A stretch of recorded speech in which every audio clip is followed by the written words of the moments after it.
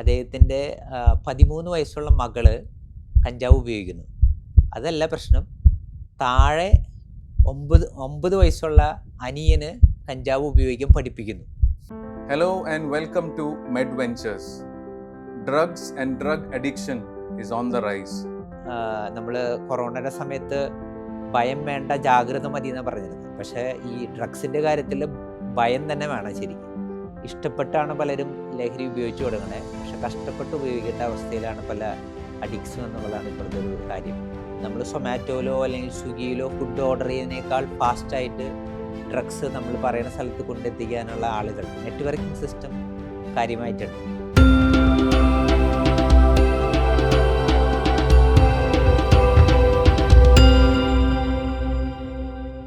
Hello and welcome to MedVentures.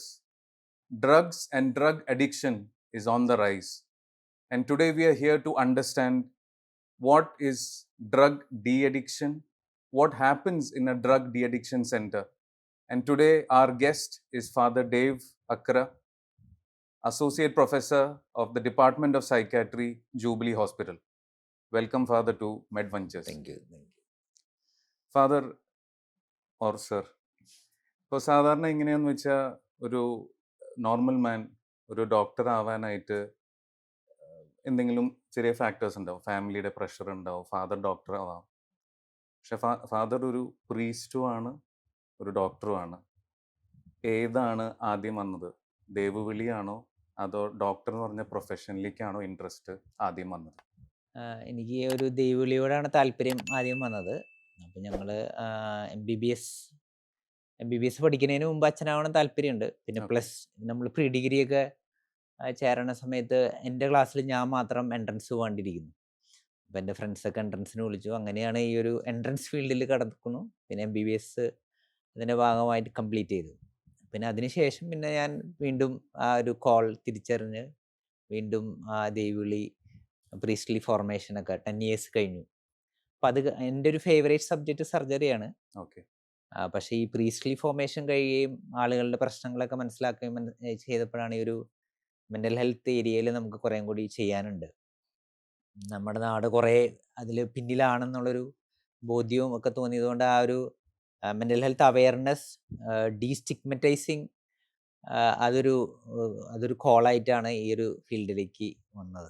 During ഇന്റേൺഷിപ്പിലാണോ ഫാദറിന് ഈ ഒരു call വന്നത് ഓർ പോസ്റ്റ് MBBS? ഇന്റേൺഷിപ്പിൽ അങ്ങനെയില്ല. MBBS സമയത്ത് സൈക്കാട്രിയോട് തീരെ താല്പര്യമില്ല. അല്ല, ഞാൻ ഉദ്ദേശിച്ച പ്രീസ്റ്റ് ആവാനായിട്ട്. പ്രീസ്റ്റ് ആവാൻ പണ്ട് മുതലേ ഒരു ചെറിയ താല്പര്യം ഉള്ളിലുണ്ട്. പക്ഷെ MBBS കഴിഞ്ഞ് ഇനി എന്ത് ചെയ്യും എന്നുള്ളൊരു ക്വസ്റ്റ്യൻ ഉണ്ടായിരുന്നത്. അപ്പോൾ കുറേയും കൂടി ഒരു നമുക്ക് വർക്ക് ചെയ്യാൻ അല്ലെങ്കിൽ ആളുകളിലേക്ക് മൂവ് ഔട്ട് ചെയ്യാനും ഒക്കെ നമുക്ക് കുറേയും കൂടി ഒരു സ്കോപ്പ് ഓഫ് ഇത് പ്രീസ്റ്റ്ഹുഡ് ഉണ്ടെന്ന് മനസ്സിലാക്കി അങ്ങനെ ഒരു കോൾ എനിക്ക് തന്നെ ഉണ്ട്, ഒരു വേ ഓഫ് ലൈഫ്, അങ്ങനെ ഒരു താല്പര്യം തോന്നിയിട്ടാണ് നമ്മൾ അതിലേക്ക് തിരിഞ്ഞത്. പിന്നെ അത് കഴിഞ്ഞപ്പോഴാണ് ഈ ഒരു സൈക്കാട്രിയോട് കുറച്ചും കൂടി തിരിഞ്ഞ് വന്നത്.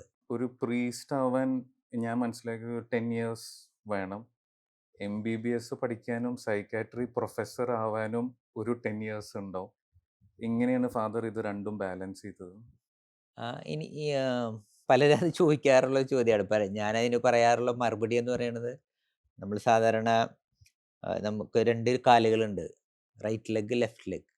Right leg never interferes in left leg, left leg never in right leg. അപ്പോൾ എന്ന് പറഞ്ഞാൽ അപ്പോൾ ഈ റിലീജിയൻ, പൊളിറ്റിക്സ് ഇത് രണ്ടായിട്ട് വെക്കണം എന്നൊക്കെ പറയണ പോലെ തന്നെ ഇതെനിക്ക് അങ്ങനെ ഒരു കോമ്പിനേഷൻ ഇതിൽ അത്ര ഒരു ബുദ്ധിമുട്ട് തോന്നിയിട്ടില്ല. മാത്രമല്ല അതൊരു എൻറിച്ചിങ് എക്സ്പീരിയൻസ് ആയിരുന്നു പലപ്പോഴും. ഒരു സയൻറ്റിഫിക് ടെമ്പർ റിലീജിയസ് ഇതിലൊരു സയൻറ്റിഫിക് ഇതിലേക്ക് കൊണ്ടുവരാനും കുറേം കൂടി ആളുകളെ മനസ്സിലാക്കാനും ഒരു പ്രാക്ടിക്കൽ സൊല്യൂഷൻസിലേക്ക് കടക്കാനൊക്കെ ഇത് സഹായിച്ചിട്ടുണ്ട്. സോ ഞങ്ങളുടെ മെയിൻ ടോപ്പിക്കിലേക്ക് വരാം, that is drug and drug addiction. ഇപ്പോൾ പണ്ട് കേരള, ഗോഡ്സ് ഓൺ കൺട്രി, ഒരു നെഗറ്റിവിറ്റി എന്ന് പറഞ്ഞ alcohol and maybe smoking to a certain extent ആയിരുന്നു അറിഞ്ഞപ്പെടുന്നത്.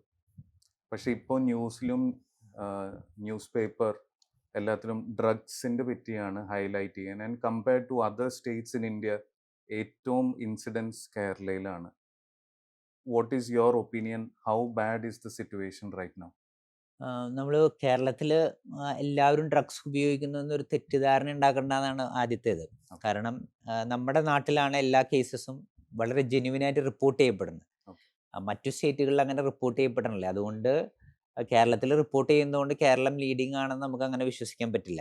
There is 330% increase in drug cases എന്ന് പറയുന്നത്. അത് മിക്കവാറും നമ്മുടെ ഒരു റിപ്പോർട്ടിംഗ് സിസ്റ്റവും ആ ഗവൺമെൻറ് മെക്കാനിസംസ് ഒക്കെ നല്ലതായതുകൊണ്ടായിരിക്കാം കൂടുതലും ഇത് വരാൻ കാരണം. ഓവറോൾ ആൾക്കാർ ഉപയോഗിക്കുന്ന കൺസംഷൻ റേറ്റ് കൂടിയിട്ടുണ്ട്, എന്തായാലും പൊതുവേ ഒരു കൂടുതലുണ്ട്. അത് ഈ ഒരു കാലഘട്ടത്തിൻ്റെ പ്രത്യേകതകളാണ്. നമ്മൾ ലെസ് ലഗേജ് മോർ കംഫർട്ട് എന്നൊക്കെ പറയുന്ന പോലെ ആളുകൾ കുറഞ്ഞ ചെലവിൽ കൂടുതൽ സന്തോഷം എന്നൊക്കെ രീതിയിലാണ് ഇതിലേക്കൊക്കെ പ്രവേശിക്കുന്നത്. പക്ഷേ ഇഷ്ടപ്പെട്ടാണ് പലരും ലഹരി ഉപയോഗിച്ചു തുടങ്ങണേ. പക്ഷെ കഷ്ടപ്പെട്ട് ഉപയോഗിക്കേണ്ട അവസ്ഥയിലാണ് പല അഡിക്സും എന്നുള്ളതാണ് ഇപ്പോഴത്തെ ഒരു കാര്യം. അപ്പോൾ അതൊരു there is A need, A definite need for immediate intervention ഈ ഒരു സോഷ്യൽ മെനസിൽ ഉണ്ട് എന്നുള്ളത് വളരെ വാസ്തവമാണ്. ഇത്രയും ഒരു ഡ്രഗ് അഡിക്ഷൻ കൂടാനുള്ള കാരണങ്ങൾ എന്തായിരിക്കും? ഈ ഒരു ഡ്രഗ് അഡിക്ഷൻ്റെ മെയിൻ ആയിട്ടുള്ള ഒരു കാര്യം അവൈലബിലിറ്റി പണ്ടത്തെക്കാൾ അധികം അവൈലബിൾ ആണ്. നമ്മൾ സൊമാറ്റോയിലോ അല്ലെങ്കിൽ സ്വിഗ്ഗിയിലോ ഫുഡ് ഓർഡർ ചെയ്യുന്നതിനേക്കാൾ ഫാസ്റ്റായിട്ട് ഡ്രഗ്സ് നമ്മൾ പറയുന്ന സ്ഥലത്ത് കൊണ്ടെത്തിക്കാനുള്ള ആളുകൾ, നെറ്റ്വർക്കിംഗ് സിസ്റ്റം കാര്യമായിട്ടുണ്ട്. അപ്പോൾ പ്രത്യേകിച്ച് ഇപ്പോൾ നമ്മുടെ സിന്തറ്റിക് ഡ്രഗ്സ് അത് ട്രാൻസ്പോർട്ട് ചെയ്യാൻ വളരെ എളുപ്പമാണ്. ആർക്കും ഏത് കുഞ്ഞിന് പോലും ട്രാൻസ്പോർട്ട് ചെയ്യാം, വളരെ ഈസി ആയിട്ട് ട്രാൻസ്പോർട്ട് ചെയ്യാം. അപ്പോൾ അവൈലബിലിറ്റിയാണ് പ്രധാനപ്പെട്ട ഒരു കാര്യം. പിന്നെ രണ്ടാമത്തെ നമ്മുടെ ഒരു കൾച്ചർ മൊത്തമായിട്ട് മാറി. നമ്മളൊരു പാർട്ടിയിങ് കൾച്ചറായി വരാണ്. അപ്പോൾ പാർട്ടിയിങ് കൾച്ചറിലേക്ക് അതിൻ്റെ ഒരു എൻജോയ്മെൻറ്റിൻ്റെ ഭാഗമായിട്ട് ഇങ്ങനൊരു കാര്യം വേണം എന്നുള്ളൊരു ചിന്ത വരുന്നു. അപ്പോൾ സ്വാഭാവികമായിട്ടും ഈ ഒരു ഏറ്റവും ഈസി ആയിട്ട് കിക്ക് വരുന്ന ഒരു ഹൈ ഫീൽ ചെയ്യുന്ന കെമിക്കൽ സബ്സ്റ്റൻസിലേക്കൊക്കെ ആളുകൾ കൂടുതൽ പ്രവേശിക്കുന്നു എന്നുള്ളതാണ് പ്രധാനപ്പെട്ട ഒരു കാര്യം. പിന്നെ ഒരു നോർമലി ഒരു നമ്മുടെ ഒരു സൈക്കോ സോഷ്യൽ എൻവയറമെൻറ്റിൽ വന്ന മാറ്റങ്ങൾ, സ്ട്രെസ് ലെവൽ കൂടുന്നു ആളുകൾക്ക്. അപ്പോൾ അത് കൈകാര്യം ചെയ്യാനുള്ളൊരു ഒരു മെൻ്റൽ കപ്പാസിറ്റി പല ആളുകളിലും ഇല്ല. നമ്മുടെ ഒരു ഫാമിലി ഡീറേഞ്ച്മെൻറ്റും അതിൻ്റെയൊക്കെ ഭാഗമായിട്ട്. അപ്പം അതുകൊണ്ട് അവർ ആ കാര്യങ്ങളിലേക്ക് റിസോർട്ട് ചെയ്യുന്നു എന്നുള്ളതാണ്. പിന്നെയുള്ളത് ഒരു ഗവൺമെൻറ് മെക്കാനിസം, പ്രത്യേകിച്ച് ഇത് കൈകാര്യം ചെയ്യുന്നതിൽ ചില കാര്യങ്ങളിൽ വീക്ക്നെസ് ഒക്കെ ഉണ്ട്. ഇപ്പം എത്ര mg വരെ കയ്യിൽ വെക്കാം, പെർമിസിബിൾ ആണ്, അല്ലെങ്കിൽ അതിൽ ചില ലൂപ്പ് ഹോൾസ് ഒക്കെ ആളുകൾക്ക് കൂടുതൽ ഉപയോഗപ്പെടുന്നു. അപ്പം അതുപോലെ തന്നെ ഇതൊരു ബിസിനസ്സായി ചെയ്യുന്ന യങ്സ്റ്റേഴ്സ് ഉണ്ട്. ചിലർ ജോലി ചെയ്യുന്നതിനേക്കാളും കൂടുതൽ പൈസ ഇതിൽ നിന്ന് ഉണ്ടാക്കാമല്ലോ എന്ന് പറയുന്ന ആൾക്കാരുണ്ട്. അപ്പം ഇങ്ങനത്തെ കുറേ ഒരു സോഷ്യോ കൾച്ചറൽ ഫാക്ടേഴ്സ് കൃത്യമായും ഈ ഒരു ഡ്രഗ് യൂസ് ഇത്രയും ഷൂട്ടപ്പ് ചെയ്യാനുള്ള പ്രധാനപ്പെട്ട ഒരു കാരണങ്ങളാണ്. ഈ ഹെറോയിൻ, വീഡ്, ഗാഞ്ച ഇതൊക്കെ പണ്ടേ ഉണ്ടായിരുന്നു. പക്ഷെ ആൾക്കാർ ആ സമയത്തൊക്കെ ആൽക്കഹോളിലായിരുന്നു കൂടുതൽ കൺസ്യൂം ചെയ്തത്. ഇപ്പോൾ ആൽക്കഹോൾ ഉണ്ട്, but drug is much more. Any reason why ഇത്രയും ഡ്രഗിന് ഇത്രയും ഒരു ഹൈപ്പ്?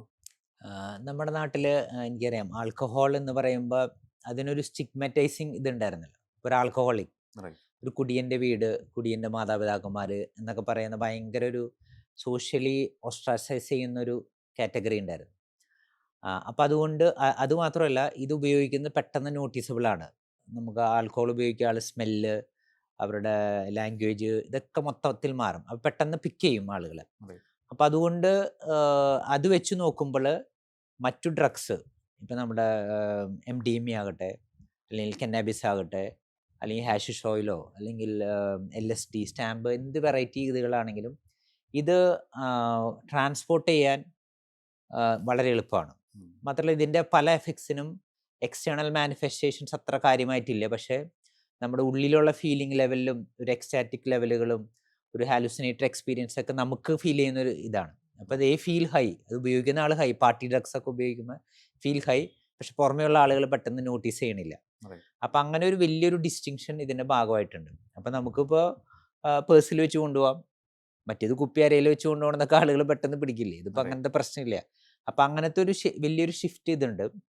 അതുപോലെ തന്നെ ഇത് പുഷ് ചെയ്യുന്ന ആളുകൾ എന്ന് പറഞ്ഞാൽ സെല്ല് ചെയ്യുന്ന ആളുകൾ, അവർക്കും ട്രാൻസ്പോർട്ട് ചെയ്യാൻ, പാർസലായിട്ടും ഒക്കെ ചെയ്യാൻ, അതാണ് വലിയൊരു ഇതേക്കണത്. അതുപോലെ തന്നെ ഈ ആൽക്കഹോൾ നല്ലൊരു കിക്ക് കിട്ടണമെങ്കിൽ എത്ര പെഗ് അടിക്കണം? റൈറ്റ്. അതിന് പകരം ഇത് ചെറിയൊരു ഗ്രാംസ്. ഷോട്ടോ അല്ലെങ്കിൽ ജോയിൻറ്റിൻ്റെ ഉപയോഗമൊക്കെ കിട്ടിക്കഴിഞ്ഞാൽ നമുക്ക് പെട്ടെന്ന് അവൈലബിൾ ആണ്. അപ്പോൾ റൈറ്റ്. ആ ഒരു ഇത് അവൈലബിലിറ്റിയും അതിൻ്റെ യൂസിനുള്ള ഈസും ആണ് കൂടുതലും ഇതിലേക്ക് ഷിഫ്റ്റ് ചെയ്യാൻ ഇതായിരിക്കണം. മാത്രമല്ല ഇത് ചിലപ്പോൾ നമ്മൾ അൺനോയിങ്ലി ഇപ്പോൾ MDMA ഒക്കെ ജ്യൂസിലൊക്കെ മിക്സ് ചെയ്ത് കൊടുക്കുന്നു. അപ്പോൾ once you are into that high പിന്നെ നമ്മൾ വേറെ പ്രിഫർ ചെയ്യില്ല. ഓക്കെ. നമ്മൾ ഓക്കെ. ബിരിയാണി കിട്ടിയ ആൾ കഞ്ഞി കുടിക്കാൻ പറ്റില്ലല്ലോ.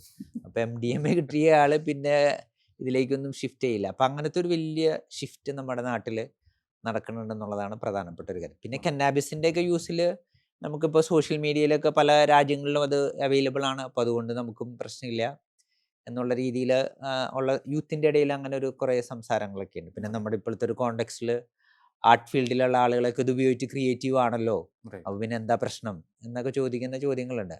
പക്ഷേ ഈ ക്രിയേറ്റിവിറ്റി എത്ര നാൾ നിലനിൽക്കും എന്നുള്ളതാണ് ചോദ്യം. ഒരു റൈറ്റ്. സിനിമ ഇറക്കി പിന്നെ ബാക്കി സമയം ഡി അഡിക്ഷൻ സെൻറ്ററിൽ ജീവിക്കണോ അതോ സ്റ്റഡിയായി പ്രൊഡക്റ്റീവ് ആകണോ എന്നൊക്കെ ചോദ്യമുണ്ട്. അതൊന്നും പക്ഷേ ഇതിലേക്ക് ആളുകൾ കാര്യമായിട്ട് ചിന്തിക്കില്ല, അതിനെക്കുറിച്ച് കൺസേൺ ആവില്ല എന്നുള്ളതാണ്. സാർ ഇപ്പോൾ പറഞ്ഞ പോലെ യൂത്തിൽ കാനബീസ് സേഫ് ആയിരിക്കാം. From a clinical point of view cannabis safe ആണോ ഓർ ഇസ് ഇറ്റ് ഹാംഫുൾ? നമുക്ക് എല്ലാത്തിനും ഒരു എന്താ പറയുക സേഫ്റ്റി ലിമിറ്റ് ഉണ്ട്. ഇപ്പോൾ ആൽക്കഹോളിൻ്റെ ആയാലും എന്ത് നമ്മൾ ഉപയോഗിക്കുന്ന ഡ്രഗ്സ് ആയാലും റൈറ്റ്. പാരസെറ്റമോൾ ആയാലും എല്ലാത്തിനും ഒരു ഇതുണ്ട്.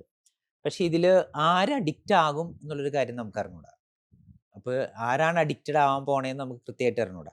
അപ്പോൾ അങ്ങനെ ഒരു വലിയ റിസ്ക് ഫാക്ടർ ഉണ്ട്.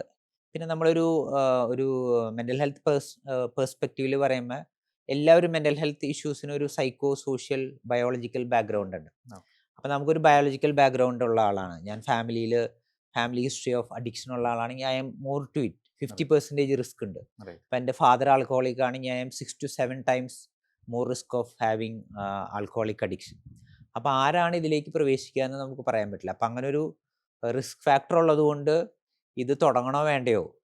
കാരണം ഈ ഈ ഈ ലഹരിക്ക് പകരം നമുക്ക് പ്രൊഡക്റ്റീവായിട്ടുള്ള മറ്റു ലഹരി ഉള്ള ഏരിയ ഉണ്ടല്ലോ. ഇപ്പോൾ പൂരം ലഹരിയാക്കണം എന്നൊക്കെ പറയണ പോലെ നമുക്ക് പ്രൊഡക്റ്റീവ് സേഫ് ആയിട്ടുള്ള അവൈലബിൾ കാര്യങ്ങളുണ്ട്. അപ്പോൾ അതിലേക്കായിരിക്കും ഫോക്കസ് നല്ലത്. ഓക്കെ. സ്മോക്കിംഗ് അല്ലെങ്കിൽ ഒരു സ്മോക്കറിന് വി ഹാവ് കുറച്ച് സൈൻസ്. ചുണ്ട് ചിലപ്പോൾ കറുത്തുണ്ടാവും, ഫിംഗേഴ്സിലെ സ്മെൽ. ആൽക്കഹോൾ എന്ന് വെച്ചാൽ ബിഹേവിയറൽ ചേഞ്ചസ് ഉണ്ടാവും. ഈ ഡ്രഗ് അഡിക്റ്റ് ആണെങ്കിൽ എന്തൊക്കെ സിംറ്റംസ് ഓർ സൈൻസ് ആണ് ആസ് എ ക്ലിനിഷ്യൻ ഫാദർ നോക്കുക? നമ്മൾ സാധാരണ നമ്മുടെ അടുത്ത് വരുന്ന ആളുകൾ ബേസിക്കലി ഒരു മെൻ്റൽ ഹെൽത്ത് പ്രൊഫഷണൽ എന്നുള്ള ഹിസ്റ്ററി ആണല്ലോ ബേസിക്കലി. Right. പേഷ്യൻറ്റിൽ നിന്ന് ഹിസ്റ്ററി കിട്ടുന്നു. കൂടെ താമസിക്കുന്ന ആൾക്കാർ പാരൻസോ അല്ലെങ്കിൽ ഒരു റിലയബിൾ ഇൻഫോർമൻസ് അല്ലെങ്കിൽ ഫ്രണ്ട്സ് ആയിരിക്കാം, ടീച്ചേഴ്സൊക്കെ ആയിരിക്കാം. അവിടെ നിന്നാണ് നമുക്ക് കൃത്യമായിട്ട് ഇൻഫോർമേഷൻ. അപ്പോൾ നമ്മൾ സാധാരണ നോക്കുമ്പോൾ ഒരു ഡിക്ലൈൻ കാണാം പൊതുവേ. പല ഏരിയാസ് നമ്മൾ ബിഹേവിയറൽ ഇതിൽ അല്ലെങ്കിൽ ഫിസിക്കൽ ഇത്, സൈക്കോളജിക്കൽ ഇത്. അതുപോലെ തന്നെ add on to it there is some environmental cues which shows that അദ്ദേഹം ഡ്രഗ് ഉപയോഗിക്കുന്നു. ഇപ്പോൾ ബിഹേവിയറൽ ഇതിൽ നമുക്ക് മനസ്സിലാക്കുന്ന ഒരു കാര്യം എന്ന് പറഞ്ഞാൽ ചിലപ്പോൾ വളരെ ശാന്തമായിരുന്ന ആൾ, വളരെ ഓക്കെ ആയിരുന്ന ഒരു പയ്യൻ പെട്ടെന്ന് ദേഷ്യപ്പെടുന്നു. ചിലപ്പോൾ അതൊരു ചെറിയ വിഡ്രോവൽ ഇഷ്യൂസിൻ്റെ ഭാഗമായിട്ടായിരിക്കും. അപ്പോൾ അവൻ്റെ പെരുമാറ്റത്തിലൊരു മാറ്റം പാരൻസ് നോട്ട് ചെയ്യുന്നു. കുറച്ചും കൂടി ഒരു സീക്രട്ടീവ് ബിഹേവിയേഴ്സ് എന്ന് പറഞ്ഞാൽ മുറിയിൽ അടച്ചിട്ടിരിക്കുന്നു. വീട്ടിലെല്ലാവരുടെ കൂടെയൊക്കെ ഭക്ഷണം കഴിക്കുകയും പ്രാർത്ഥനയൊക്കെ ചെല്ലുന്ന ആൾ അധികം സോഷ്യൽ ഇൻട്രാക്ഷൻസ് ഒഴിവാക്കുന്നു. അതുപോലെ തന്നെ ഒരു മൊത്തത്തിലൊരു ഡിക്ലൈൻ, ഒരു ഹെൽത്തിൻ്റെ കാര്യത്തിൽ ഡിക്ലൈൻ, കുളിക്കാനൊക്കെ മടി, പേഴ്സണൽ ഹൈജീൻ. അപ്പോൾ അവൻ്റെ ഒരു ബിഹേവിയറിൽ പൊതുവെ ഒരു മാറ്റം അതായിരിക്കും നോട്ട് ചെയ്യേണ്ടത്. നമുക്കിവിടെ ഒരു കാര്യമുള്ളത് നമ്മുടെ പാരൻസ് പലതും ചിലത് നോട്ട് ചെയ്യണില്ല. കാരണം എല്ലാവരും ബിസി ആയിട്ട് നടക്കുമ്പോൾ ഇവനിൽ ഇങ്ങനെ ഒരു ചേഞ്ച് വരണത് ചിലപ്പോൾ നോട്ട് ചെയ്യാറില്ല. അതൊരു നമ്മൾ പെട്ടെന്ന് മനസ്സിലാക്കാറുണ്ട്. സാറേ ഇവൻ ഇങ്ങനെ ഉപയോഗിക്കുന്നു എന്ന് ഞാൻ സ്വപ്നത്തിൽ പോലും വിചാരിച്ചിട്ടില്ല എന്ന് പാരൻസ് അങ്ങനെ കമൻറ്റ് ചെയ്യാറുണ്ട്. ബിക്കോസ് എല്ലാ പേരൻസിനും മോനോ മോളോ ഇസ് ദ ബെസ്റ്റ് ആ in the yeah world. Best. അപ്പോൾ അവരത് പ്രതീക്ഷിക്കണില്ലല്ലോ. കറക്റ്റ്. അപ്പോൾ എനിക്ക് പറയാനുള്ളൊരു പ്രധാനപ്പെട്ട കാര്യം, നമ്മൾ കൊറോണയുടെ സമയത്ത് ഭയം വേണ്ട ജാഗ്രത മതി എന്നാണ് പറഞ്ഞിരുന്നത്. പക്ഷേ ഈ ഡ്രഗ്സിൻ്റെ കാര്യത്തിൽ ഭയം തന്നെ വേണം ശരിക്കും. ഭയം തന്നെ ഇതിനെക്കുറിച്ച് വേണം. കാരണം എൻ്റെ വീട്ടിൽ എപ്പോഴാണ് കള്ളൻ കയറുക എന്ന് വിചാരിക്കുന്ന പോലെ തന്നെ എപ്പോൾ വേണമെങ്കിലും എൻ്റെ മക്കൾ ഇതിന് അഡിക്റ്റ് ആവാൻ സാധ്യതയുണ്ടെന്നൊരു ചിന്ത എപ്പോഴും ഉള്ളിൽ സൂക്ഷിക്കുക. അപ്പോൾ ഈ ഒരു ബിഹേവിയറൽ കാര്യങ്ങളാണ് ഒന്നാമതായി നമ്മൾ കാണുന്നത്. രണ്ട്, ഫിസിക്കലായിട്ടുള്ള ചില സയൻസ്. വെയിറ്റ് ലോസ് വരാം ചില ഡ്രഗ്സ് ഉപയോഗിക്കുമ്പോൾ. നമുക്ക് അധികം വിശപ്പ് വരില്ല, അപ്പോൾ ഓട്ടോമാറ്റിക്കലി വെയിറ്റ് ലോസ് വരാം. പിന്നെ അതുപോലെ തന്നെ ഹെയർ ചേഞ്ചസ്, പേഴ്സണൽ ഹൈജീൻ കുറവുള്ളത് കൊണ്ടുണ്ടാകുന്ന ചിലപ്പോൾ സ്കിൻ ഇൻഫെക്ഷൻസ്. Right. അത് ചില ആളുകൾക്ക് ഈ ഡ്രഗ് യൂസും അനുബന്ധിച്ച് ചിലപ്പോൾ ഒരു സെക്ഷൽ ബിഹേവിയേഴ്സിലൊക്കെ ഇഷ്യൂ വരാം. അപ്പോൾ ചില ആളുകൾക്ക് അങ്ങനത്തെ സെക്ഷലി ട്രാൻസ്മിറ്റഡ് ഇൽനെസ്സസ് അങ്ങനത്തെ കുറച്ച് കാര്യങ്ങളൊക്കെ ഇത് വരാം. പിന്നെ ഡ്രഗ് ഉപയോഗിക്കുമ്പോൾ ചിലപ്പോൾ കണ്ണിന് കൺജഷൻ, കണ്ണ് ചുമന്നിരിക്കുന്ന അവസ്ഥ, അങ്ങനത്തെ കുറേ ഫിസിക്കലായിട്ട് ചില സയൻസ് വരാം. മൂന്നാമത്തെ ഒരു ഏരിയ എന്ന് പറയുന്നത് സൈക്കോളജിക്കൽ ആൻഡ് ഇമോഷണൽ ഏരിയാസ് ആണ്. ഒരു ആങ്സൈറ്റി ഉള്ളിൽ എപ്പോഴും ഇത് വരാം. പിന്നെ സൈക്കോട്ടിക് ആയിട്ടുള്ള പേടി, ഭയം, എന്നെ പോലീസ് പിന്തുടരുന്നുണ്ട്, അല്ലെങ്കിൽ ആരെങ്കിലും എന്നെ ആക്രമിക്കാൻ വരുന്നു. അതുപോലെ തന്നെ ഒരു മാനിക് എപ്പിസോഡ്സ് വരാം. പിന്നെ അതേപോലെ തന്നെ ഡിപ്രഷൻ ഇതിലേക്ക് പോകാം. അപ്പം ഇങ്ങനത്തെ ചില സൈക്കോളജിക്കൽ ആൻഡ് ഇമോഷണൽ കാര്യങ്ങളിലേക്ക് വരുന്നു എന്നുള്ളതാണ്. പിന്നെ ഒരു എൻവയോൺമെൻറ്റൽ ചേഞ്ചസ് എന്ന് പറയുമ്പോൾ പണ്ടത്തെ ഫ്രണ്ട്സൊക്കെ പോയി, ഹെൽത്തി ആയിട്ടുള്ള ഫ്രണ്ട്സൊക്കെ പോയി. ഇപ്പോൾ വേറൊരു ടൈപ്പ് ഗ്യാങ്ങിൻ്റെ കൂടെയാണ് അവൻ നടക്കുന്നത്. അതുപോലെ തന്നെ വീട്ടിൽ നിന്ന് ചില സാധനങ്ങൾ മിസ്സാവുന്നു. ചിലപ്പോൾ അവനത് സെല്ല് ചെയ്തിട്ട് ഇവൻ്റെ ഡ്രഗ് പ്രൊക്യൂർ ചെയ്യാൻ വേണ്ടി ഉപയോഗിക്കുന്ന സിറ്റുവേഷൻസ് ഒക്കെ ആയിരിക്കാം. അങ്ങനത്തെ ചില, അല്ലെങ്കിൽ പിന്നെ റൂമിൽ ചിലപ്പോൾ റൂമിൽ പാരൻസിനെ കയറ്റില്ല. റൂമിൽ ചിലപ്പോൾ ഈ ഡ്രഗ്സ് ഉപയോഗിക്കുന്നതിൻ്റെ ചില കാര്യങ്ങൾ, അതിൻ്റെ പേപ്പർ അല്ലെങ്കിൽ ബോങ്ക് എന്നൊക്കെ പറയുന്ന കന്നാബിസ് ഉപയോഗിക്കുന്ന ചില കാര്യങ്ങൾ, അങ്ങനത്തെ ചില കാര്യങ്ങൾ. അപ്പോൾ ഈ എൻവയോൺമെൻറ്റൽ ക്യൂസ് കാണും. അപ്പം നമ്മളൊരു വിജിലൻ്റ് ആവുമ്പോൾ ഈ കാര്യങ്ങളിൽ നമുക്ക് പെട്ടെന്ന് പിക്ക് ചെയ്യാൻ പറ്റും. ഓവറോൾ നമ്മൾ പറയുമ്പോൾ ദർ ഈസ് എ ഡിക്ലൈൻ. പണ്ടത്തെ അവസ്ഥയിൽ നിന്ന് മൊത്തത്തിലൊരു ഡിക്ലൈൻ.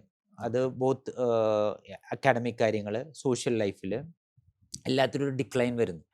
അതാണ് ബേസിക്കലി ഒരു impairment in social, occupational and educational and other areas of functioning. Right. അത് വരുമ്പോഴാണ് നമ്മൾ കൃത്യമായിട്ട് ഇത് അവനെ ബാധിച്ചിട്ടുണ്ട് എന്നുള്ളൊരു കൃത്യമായി നമ്മൾ മനസ്സിലാക്കുന്ന ഒരു കാര്യം. ഇപ്പോൾ ഞങ്ങൾക്കറിയാം, ഇപ്പോൾ മെയിൻലി അഡൾട്ട്സ് ഒരു ഡിപ്രഷൻ, ഫൈനാൻഷ്യൽ പ്രഷർ, പാർട്ടിയിങ്, അവർക്കൊക്കെ ആയിരിക്കും പെട്ടെന്ന് ഒരു drugs എടുക്കാനുള്ളത്. But now there are children, school-going children who are slowly getting addicted to drugs. What could be the reasons a child needs drugs?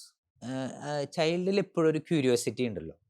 അപ്പോൾ ക്യൂരിയോസിറ്റി ഉണ്ട്. പിന്നെ ഒരു ഡെവലപ്മെൻറ്റ്, അഡോൾസൻ്റ് ഡെവലപ്മെൻറ്റിൻ്റെ പേരിൽ അവൻ്റെ ഒരു ഐഡൻറ്റിറ്റി സ്ഥാപിക്കാനുള്ളൊരു ഇതാണ്. അപ്പോൾ ഒരു പ്രത്യേകിച്ച് ഒരു പിയർ പ്രഷർ, എൻ്റെ കൂടെയുള്ള എല്ലാവരും ഇത് ഉപയോഗിക്കുന്നു, അപ്പോൾ നീ ആണാണെങ്കിൽ ഒന്ന് പരീക്ഷിക്കുക, ഒന്ന് ട്രൈ ചെയ്യണോണ്ട് പ്രശ്നമൊന്നുമില്ല എന്നൊക്കെ പറയുന്ന ആൾക്കാരുണ്ട്.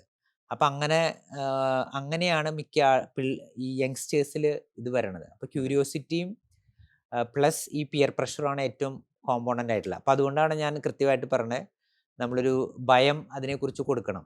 നമ്മൾ പിള്ളേരോട് പറയില്ലേ, വെള്ളത്തിൽ പോകുമ്പോൾ സൂക്ഷിക്കണം Right. എന്ന് പറയുന്ന രീതിയിൽ ഒരു ഭയം ക്രിയേറ്റ് ചെയ്താലാണ് അവർക്ക് അതിനെക്കുറിച്ചൊരു കോഷ്യസ് ആയിരിക്കുള്ളൂ. അപ്പം നാളെ ഒരാൾ ഒരു ഫ്രീ ആയിട്ട് ഒരു സാധനം ഓഫർ ചെയ്യുമ്പോൾ അതിലൊരു ഇതുണ്ടോ എന്നൊരു സംശയം ജനിപ്പിക്കാൻ. അപ്പോൾ ഈ ഒരു 2 ഫാക്ടേഴ്സാണ് ബേസിക്കലി പിള്ളേർ ഉപയോഗിച്ച് തുടങ്ങാനുള്ള പ്രധാനം. ഇതിൻ്റെ കൂടെ തന്നെ ഈ പറയുന്ന ഒരു അക്കാഡമിക് പ്രഷേഴ്സ്, പ്രൊഫഷണൽ കോളേജസിലൊക്കെ അക്കാഡമിക് പ്രഷേഴ്സ്, ചിലപ്പോൾ ഒരു വീട്ടിലെ ഫാമിലി ബാക്ക്ഗ്രൗണ്ടിലെ മോശമായിട്ടുള്ള സിറ്റുവേഷൻസൊക്കെ ഇതിന് ട്രിഗർ ചെയ്യുന്ന പ്രധാനപ്പെട്ട ഫാക്ടേഴ്സാണ്. സാറിന് തോന്നുന്നുണ്ടോ that open communication between parent and child will help reduce such addictions? അതാണ് അതിൻ്റെ ബേസിക് ആയിട്ടുള്ള ഒരു ക്രക്സ് എന്ന് Okay. പറഞ്ഞാൽ, പാരൻസിന് മക്കളോട് നല്ലൊരു ഒരു അഡോളസൻ്റ് ഏജിൽ ഒരു ഫ്രണ്ട് എന്ന നിലയിൽ സംസാരിക്കാൻ പറ്റുകയാണെങ്കിൽ അവർ ഓപ്പൺ അപ്പ് ചെയ്യും. Okay. കാരണം എൻ്റെ ഇവിടെ ഇന്ന സാധനങ്ങളൊക്കെ ഉപയോഗിക്കുന്നുണ്ട്, അല്ലെങ്കിൽ ഈവൻ എനിക്ക് ഇന്ന ഡ്രഗ് ഓഫർ ചെയ്തു എന്നൊക്കെ പറയാൻ തക്ക ഒരു ഓപ്പൺനെസ് ഉണ്ടെങ്കിൽ, അത് കുറേ സമയമൊന്നും വേണ്ട, ഒരു 15-20 മിനിറ്റെങ്കിലും ഒരു ദിവസം മക്കളുടെ അടുത്ത് സംസാരിക്കാൻ പറ്റി തന്നെ നമുക്ക് കുറേ കാര്യങ്ങൾ കണ്ടെത്താൻ പറ്റും. കാരണം ചില സ്ലിപ്പ് ഓഫ് ടങ്കിൽ അവർ തന്നെ പറയും പല കാര്യങ്ങളും. അപ്പോൾ അത് തന്നെ അവരെ I am being watched, I am being cared Right. എന്ന് ഉള്ളപ്പോൾ തന്നെ ആളുകൾ ഇപ്പോഴും അതിനെക്കുറിച്ച് കോഷ്യസ് ആയിരിക്കും. പിള്ളേർ അതിൽ നിന്ന് മാറി നിൽക്കാനുള്ളൊരു ടെൻഡൻസി കൂടുകയും ചെയ്യും. ഇതിൽ പേരൻസ് കുറച്ചുകൂടി ടൈം സ്പെൻഡ് ചെയ്യണം എന്നാണോ ഫാദർ പറയുന്നത്? പാരൻസ് കൃത്യമായിട്ട് ടൈം സ്പെൻഡ് ചെയ്യണം. നമ്മളൊരു മൈൻഡ് ബോഡി സോൾ ടൈം എന്ന് പറയാറുണ്ട്. എന്ന് Okay. പറഞ്ഞാൽ പല ആളുകളും പറയാറുണ്ട്, ഞങ്ങൾ ഭയങ്കര തിരക്കിലാണല്ലോ, പിള്ളേരുടെ കൂടെ സമയം സ്പെൻഡ് ചെയ്യാൻ പറ്റുന്നില്ല. ഒരു 15 മിനിറ്റ് സമയം മതി. ഒരു ദിവസം 15 മിനിറ്റ് സമയം നമ്മുടെ ഒരു മകന് വേണ്ടി സ്പെൻഡ് ചെയ്യുമെന്ന് പറഞ്ഞു കഴിഞ്ഞാൽ അവൻ്റെ റെസ്പോൺസ് ഭയങ്കര ഡിഫറെൻ്റ് ആയിരിക്കും. ആ സമയം നമ്മൾ മൊബൈൽ ഉപയോഗിക്കുന്നില്ല, ലാപ്ടോപ്പ് ഉപയോഗിക്കുന്നില്ല, ഒരു പണിയും ചെയ്യുന്നില്ല. അവന് ഇഷ്ടപ്പെട്ട കാര്യത്തിൽ, അവന് ഇഷ്ടപ്പെട്ട ടോപ്പിക്കിൽ നമ്മൾ സംസാരിക്കുന്നു. ചിലപ്പോൾ അവൻ്റെ കൂടെ ചിലപ്പോൾ ഒരു ഗെയിം കളിക്കാനായിരിക്കാം. എനിക്ക് വേണ്ടി 15 മിനിറ്റ് മാറ്റി വയ്ക്കുന്ന ഒരു അച്ഛനോ അമ്മയോ ഉണ്ടെന്ന് അറിയുമ്പോൾ തന്നെ അതിൽ ഭയങ്കര ഡിഫറൻസ് ആയിരിക്കും. കാരണം ആ 15 മിനിറ്റിൽ പല കാര്യങ്ങളും നമുക്ക് പിക്ക് ചെയ്യാൻ പറ്റും. അപ്പോൾ ഒരു ടൈം സ്പെൻഡ് ചെയ്ത് കഴിഞ്ഞാൽ അതിൻ്റെ റിസൾട്ട് നമുക്ക് റീപ്പ് ചെയ്യാൻ പറ്റും എന്തായാലും. ഇപ്പോൾ സാറിൻ്റെ ഒരു ക്ലിനിക്കൽ പ്രാക്ടീസിൽ has there ever been a child who has come to you with drug addiction? എനിക്ക് ഏറ്റവും ഭയങ്കര ഒരു പെയിൻഫുൾ എക്സ്പീരിയൻസ് ട്രിവാൻഡ്രം മെഡിക്കൽ കോളേജിൽ പഠിക്കുമ്പോഴാണ്. ഫസ്റ്റ് ഒരു 8 മണിക്ക് ഒരു പാരൻറ്റ് വന്നേക്കാണ്. അപ്പോൾ അദ്ദേഹം ഒരു ഓട്ടോ ഡ്രൈവറാണ്. അദ്ദേഹം പറയാണ് അദ്ദേഹത്തിൻ്റെ 13 വയസ്സുള്ള മകള് കഞ്ചാവ് ഉപയോഗിക്കുന്നു. അതല്ല പ്രശ്നം, താഴെ 9 വയസ്സുള്ള അനിയന് കഞ്ചാവ് ഉപയോഗിക്കാൻ പഠിപ്പിക്കുന്നു. അത് ഇവരുടെ ജീവിതത്തിൽ ഭയങ്കര ഒരു ട്രോമാറ്റിക് എക്സ്പീരിയൻസ് ആയിരുന്നു. കാരണം ഇത്രയും കഷ്ടപ്പെട്ട് ഫാമിലിനെ നോക്കുന്ന ഒരാൾ ഈ മകളിങ്ങനെ ചെയ്യുമെന്ന് വിചാരിക്കുന്നില്ല. അപ്പം നമ്മൾ ഇൻവേരിയബിളി പിള്ളേർ വന്നിരിക്കുമ്പോൾ എൻ്റെ ഒരു കൺസൾട്ടേഷൻ ശൈലിയിൽ ഞാൻ ആദ്യം പിള്ളേരോട് സംസാരിക്കുക. കാരണം അവരോട് പാരൻസ് എന്തെങ്കിലും കുറ്റമൊക്കെ പറയണതിന് മുമ്പ് അവരോട് സംസാരിക്കും. അവരോട് നമ്മൾ അവരെ കൃത്യമായിട്ട് അവരുടെ ലാംഗ്വേജിൽ നീ ജോയിൻ്റ് അടിക്കാറുണ്ടോ, അല്ലെങ്കിൽ നീ പുഷിങ് ചെയ്യാറുണ്ടോ, അല്ലെങ്കിൽ ബോംബ് ഉപയോഗിക്കാറുണ്ടോ, അല്ലെങ്കിൽ അടിക്കാറുണ്ടോ എന്നൊക്കെ ചോദിക്കുമ്പോൾ അപ്പോൾ അവർക്കറിയാം നമ്മളിത് അറിയണ ആളാണ്. അപ്പോൾ അവർ കൃത്യമായിട്ട് പറയും. അവർ ചിലപ്പോൾ പറയും പാരൻസിനോട് പറയരുത്. അപ്പോൾ നമ്മൾ ഡിപ്പെൻസ് ഓൺ ഓരോ കേസ് സിനേരിയോസിൽ നമ്മൾ അതിൻ്റെ സിവിയറിറ്റിയും ഇതൊക്കെ അനുസരിച്ച് പാരൻസിനെ ഇൻകോർപ്പറേറ്റ് ചെയ്യും. അങ്ങനെ ഒരു ട്രീറ്റ്മെൻറ്റ് ഡിസിഷൻസിലേക്കൊക്കെ വരും. അപ്പോൾ യങ്സ്റ്റേഴ്സ് നമ്മുടെ നാട്ടിലെ സ്റ്റാറ്റിസ്റ്റിക്സ് അനുസരിച്ച് 13 ഇയേഴ്സിൽ ആളുകൾ ഉപയോഗിച്ച് തുടങ്ങുന്നുണ്ട്. ഹൗ ഈസി ഈസ് ഒരു പേഷ്യൻ്റ് ഇത് അഡ്മിറ്റ് ചെയ്യാനും ഓപ്പൺ അപ്പ് ചെയ്യാൻ എത്ര ഈസിയാണ് for a practitioner like you? നമ്മുടെ ഒരു പ്രധാനപ്പെട്ട ഒരു അഡിക്ഷൻ ട്രീറ്റ്മെൻറ്റിൻ്റെ പ്രധാനപ്പെട്ട ക്രക്സ് എന്ന് പറയുന്നത് എനിക്കിങ്ങനെ ഒരു അസുഖമുണ്ട്, ഐ നീഡ് ഹെൽപ്പ് എന്ന് സമ്മതിക്കുക എന്നുള്ളതാണ്. പക്ഷേ നല്ലൊരു മെജോറിറ്റി ആളുകളും അതിന് സമ്മതിക്കില്ല. അപ്പം നമ്മളൊരു മോട്ടിവേഷൻ എൻഹാൻസ്മെൻറ്റ് തെറാപ്പി, നമ്മുടെ ഒരു സയൻറ്റിഫിക്കലി പ്രൂവൺ തെറാപ്പി അതാണ് മോട്ടിവേഷൻ എൻഹാൻസ്മെൻറ്റ്. അപ്പോൾ അതിൽ നമ്മൾ ആളെ മോട്ടിവേറ്റ് ചെയ്യിക്കുകയാണ് to make a treatment decision. അദ്ദേഹം തീരുമാനിക്കാത്തിടത്തോളം കാലം നമുക്ക് അദ്ദേഹത്തെ സഹായിക്കാൻ പറ്റില്ല. നമ്മൾ സെയിൻറ്റ് അഗസ്റ്റിൻ എന്ന് പറയുന്ന ആളുടെ ഒരു കോട്ടുണ്ട്, നിൻ്റെ അനുവാദം കൂടാതെ ദൈവം നിന്നെ സൃഷ്ടിച്ചു, പക്ഷേ നിൻ്റെ അനുവാദം കൂടാതെ ദൈവത്തിന് നിന്നെ രക്ഷിക്കാൻ പറ്റില്ല എന്ന് പറഞ്ഞ പോലെ ആ പേഷ്യൻ്റ് സമ്മതിക്കാത്തിടത്തോളം കാലം ലോകത്തിലെ എത്ര ബെസ്റ്റ് ഡി അഡിക്ഷൻ സെൻറ്ററിൽ കൊണ്ടുപോയാലും നമുക്ക് അവരെ ഹെൽപ്പ് ചെയ്യാൻ പറ്റില്ല. നമ്മളിതിനെ ഒരു റിവോൾവിംഗ് ഡോർ ഫിനോമിനൻ എന്ന് പറയാം. ഒരാൾ അഡിക്ഷൻ നിർത്തി എന്ന് പറയണമെങ്കിൽ, കുടി നിർത്തി എന്ന് പറയുമ്പോൾ അദ്ദേഹം മരണം വരെ കുടി നിർത്തിയിരിക്കണം. അങ്ങനെയുള്ളൊരു പോസിബിലിറ്റി എന്ന് പറയണത് വളരെ എന്താ പറയുക ടാസ്ക് ഉള്ള കാര്യമാണ്. അപ്പം അത്രയും മോട്ടിവേറ്റഡ് ആയ ആൾ മാത്രമേ അത് നിർത്തുള്ളൂ. അല്ലെങ്കിൽ കുറച്ച് ആൾ കഴിയുമ്പോൾ ഒരു 5 വർഷം കഴിയുമ്പോൾ റിലാപ്സ് ചെയ്യാം, അല്ലെങ്കിൽ 7 വർഷമായിരിക്കാം, 10 വർഷമായിരിക്കാം, അദ്ദേഹം അതിൻ്റെ പോരായ്മ തീർത്ത് വീണ്ടും കുടിച്ചു എന്ന് വരാം. അപ്പോൾ അതുകൊണ്ട് ഈ ഒരു ട്രീറ്റ്മെൻറ്റിലെ ഡി അഡിക്ഷൻ ട്രീറ്റ്മെൻറ്റിലെ പ്രധാനപ്പെട്ട കാര്യം ഈ ഒരു ഇൻസൈറ്റ് ആണ്. എനിക്കൊരു പ്രശ്നമുണ്ട്, ഞാൻ ഇതിലൊരു നടപടി എടുക്കണം. അപ്പോൾ നമ്മൾ ഈ ഒരു മോട്ടിവേഷൻ എൻഹാൻസ്മെൻറ്റ് തെറാപ്പിയിൽ നമ്മൾ അവരതിനു വേണ്ടി സഹായിക്കുന്നു. നമ്മളൊരിക്കലും we always give responsibility to them. നമ്മൾ റെസ്പോൺസിബിലിറ്റി എടുക്കില്ല. അപ്പോൾ നമ്മുടെ അടുത്ത് വരുന്ന ഒരാളോട് ആദ്യം പറയുക, നിങ്ങളുടെ കുടി നിർത്താനോ അഡിക്ഷൻ നിർത്താനോ എനിക്ക് ഉത്തരവാദിത്വമില്ല. നിങ്ങൾക്ക് അതൊരു പ്രശ്നമാണെന്ന് തോന്നുകയാണെങ്കിൽ നമ്മൾ ഹെൽപ്പ് ഔട്ട് ചെയ്യാം എന്നുള്ള കാര്യമാണ്. അപ്പോൾ first thing is that to help them to be aware of their condition, where they are standing. Drugs എന്ന് പറഞ്ഞാൽ മൾട്ടിപ്പിൾ കാറ്റഗറീസ് ഉണ്ട്. സിന്തറ്റിക് ഉണ്ട്, വീഡ്, ഗാഞ്ച ഉണ്ട്. ഇതിൽ ഏറ്റവും വലിയ സിവിയർ അല്ല, അല്ലെങ്കിൽ ഇത് കഴിച്ചാൽ ഇറ്റ് ഈസ് വെരി സിവിയർ, ഏതൊക്കെ ആയിരിക്കും ഒരു കാറ്റഗറി? നമുക്കങ്ങനെ ഒരു ഹൈയാർക്കി ഇതിൽ ഇന്നത് ചെയ്യാം അങ്ങനെ പറയാൻ പറ്റില്ല. കാരണം even A single use can have A like ഇപ്പോൾ സ്മോക്കിംഗ് ആണ് മോസ്റ്റ് അഡിക്റ്റീവ് സബ്സ്റ്റൻസ്. നമ്മൾ വിചാരിക്കുക ഇതാണ്. ഈവൺ ഒരു സിഗരറ്റ് വലിച്ചാൽ നമ്മൾ അഡിക്റ്റഡ് ആവാം. എൻ്റെ അടുത്ത് ഇപ്പോൾ വരുന്ന ഒരു പേഷ്യൻ്റ് ഇപ്പോൾ ഓൾമോസ്റ്റ് 1 ഇയർ ആയി, ഇപ്പോഴും അദ്ദേഹത്തിൻ്റെ ക്രേവിങ് പോയിട്ടില്ല. അദ്ദേഹം സ്മോക്ക് ചെയ്യണില്ല, പക്ഷേ ക്രേവിങ് പോയിട്ടില്ല.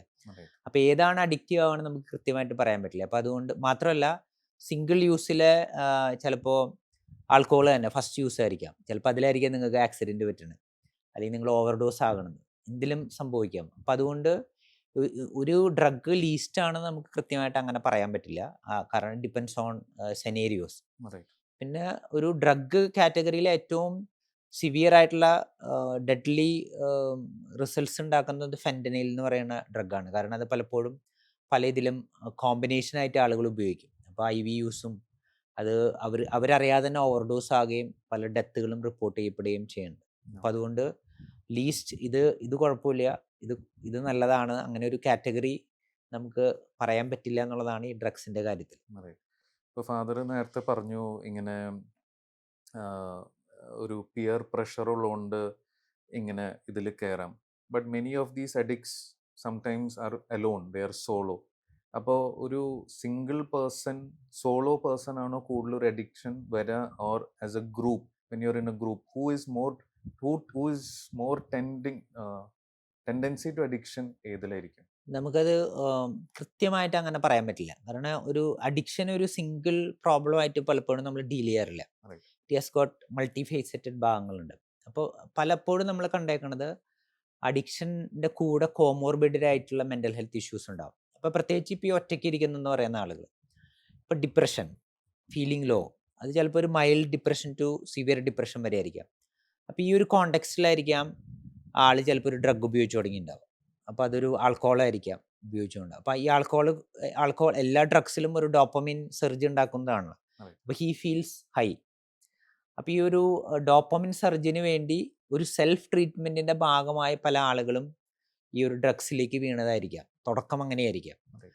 അപ്പോൾ അത് അവരുടെ എന്താ പറയുക, ആ ഒരു മെൻ്റൽ ഹെൽത്ത് ഇഷ്യൂവിൻ്റെ ഒരു മറ്റു വശമാണ് ഈ ഡ്രഗ് അഡിക്ഷൻ. അപ്പോൾ Okay. നമ്മളൊരാളെ ട്രീറ്റ് ചെയ്യാൻ വരുമ്പോൾ ഈ ഡ്രഗ് അഡിക്ഷൻ മാത്രം ട്രീറ്റ് ചെയ്തുകൊണ്ട് കാര്യമില്ല. അദ്ദേഹത്തിൻ്റെ ഒരു പ്രൈമറി ആയിട്ടുള്ള മെൻ്റൽ ഹെൽത്ത് പ്രോബ്ലം, അത് ഡിപ്രഷൻ ആയിരിക്കാം, മാനി ആയിരിക്കാം, ആങ്സൈറ്റി ആയിരിക്കാം.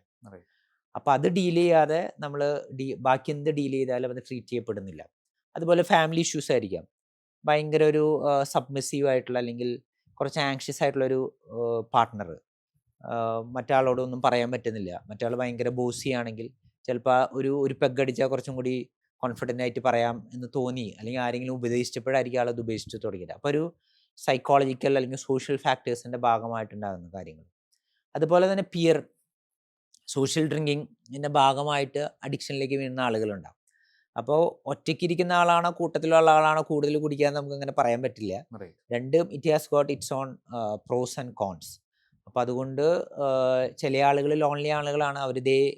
ലോൺലി ആളുകൾക്കാണ് കൂടുതൽ റിസ്ക്. കാരണം അവർക്ക് കുടിക്കുന്ന അളവ് ചിലപ്പോൾ അറിയാൻ പറ്റില്ല. മറ്റേതൊരു കമ്മ്യൂണിറ്റി അല്ലെങ്കിൽ സോഷ്യൽ ഡ്രിങ്കിങ്ങിലാണ് മറ്റുള്ളവർ ഒബ്സർവ് ചെയ്യുമ്പോൾ നമുക്കൊരു ചില റെസ്ട്രിക്ഷൻസ് ഉണ്ട്. അങ്ങനെ ഒരു ചെറിയൊരു ഡിഫറൻസ് മാത്രമേ ഈ ഒരു ഹാബിറ്റിലുള്ളൂ. നോർമലി ഒരാൾ പെട്ടെന്ന് ഒരു ഡ്രഗ് സ്റ്റാർട്ട് ചെയ്യാന്ന് വിചാരിക്കുക. സാധാരണ കേട്ടിരിക്കുന്ന അവർക്ക് കുറച്ച് ചെറിയൊരു ഹാലുസിനേഷൻസ്, ഭയങ്കര സന്തോഷമാവും. എന്താണ് ആക്ച്വലി ഒരു ഡ്രഗ് കൺസ്യൂം ചെയ്താൽ what happens to a person? നമുക്ക് പല കാറ്റഗറി ഓഫ് ഡ്രഗ്സ് ഉണ്ട്. ഇപ്പോൾ സ്റ്റിമുലൻ ഡ്രഗ്സ്, ഇപ്പോൾ MDMA ഒരു പാർട്ടി ഡ്രഗാണ്. ശരി. അപ്പോൾ ആ ഡ്രഗ് ഉപയോഗിക്കുമ്പോൾ നമുക്ക് ഭയങ്കര അലേർട്ട്നെസ്, ഭയങ്കര ആക്റ്റീവാണ്. അപ്പോൾ ഓവർനൈറ്റ് ഫുള്ള് നമ്മൾ പാട്ട് പാടിയാലും ഡാൻസ് കളിച്ചാലും ഒന്നും പ്രശ്നം വരുന്നില്ല. കാരണം നമ്മൾ അലേർട്ടായിട്ടിരിക്കുന്നു എന്നുള്ളതാണ് അതിൻ്റെ ഈ ഗുണം എന്ന് പറയുന്നത്. അതുപോലെ തന്നെ ചില ഡ്രഗ്സ് കുറച്ചും കൂടി ഹാലുസിനേറ്ററി എക്സ്പീരിയൻസ് തരുന്ന ചില, ഇപ്പോൾ നമ്മുടെ മഷ്റൂമൊക്കെ കുറച്ചും കൂടി ഒരു ഹാലുസിനേറ്ററി എക്സ്പീരിയൻസ്, അപ്പോൾ നമ്മളൊരു വേറൊരു ലോകത്താണെന്നുള്ളൊരു ഫീല് വരുന്ന ഡ്രഗ്സ് ഉണ്ട്. അപ്പോൾ ഇങ്ങനെ ഓരോ ഡ്രഗിൻ്റെ എഫക്റ്റ് ഡിഫറെൻ്റ് ആണ്. Right. പക്ഷേ on the course of time പല ഡ്രഗ്സിനും കുറച്ചും കൂടി ഒരു മെൻ്റൽ ഹെൽത്ത് ഇഷ്യൂസിലേക്ക്, ഇപ്പോൾ ഹാലുസിനേറ്ററി എക്സ്പീരിയൻസ് അല്ലെങ്കിൽ ആങ്സൈറ്റി അല്ലെങ്കിൽ ഡിപ്രസീവ് മൂഡ്, അപ്പോൾ ഇനീഷ്യൽ ആ ഒരു ഇതിൻ്റെ കഴിഞ്ഞ് ഒരു അഡിക്ഷൻ ലെവലിലേക്ക് വരുമ്പോൾ മറ്റു എഫക്ട്സിലേക്ക് വരാം. ഹാലുസിനേഷൻ, പ്രത്യേകിച്ച് പെർസിക്യൂട്ടറി ഹാലുസിനേഷൻ, ആരോ നമ്മളെ ഫോളോ ചെയ്യുന്നു, അല്ലെങ്കിൽ ക്യാമറ വെച്ചേക്കുന്നു, അല്ലെങ്കിൽ എന്നെ കൊല്ലാൻ.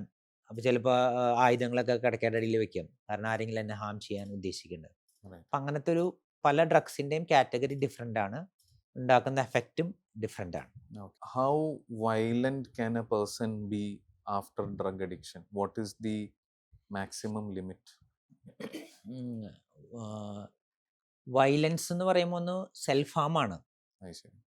സെൽഫ് ഹാം എന്ന് പറയുമ്പോൾ സൂയിസൈഡൽ ഇത്. ഇപ്പം നമുക്ക് നമ്മുടെ ശരീരം മുറിക്കാൻ പറ്റില്ല.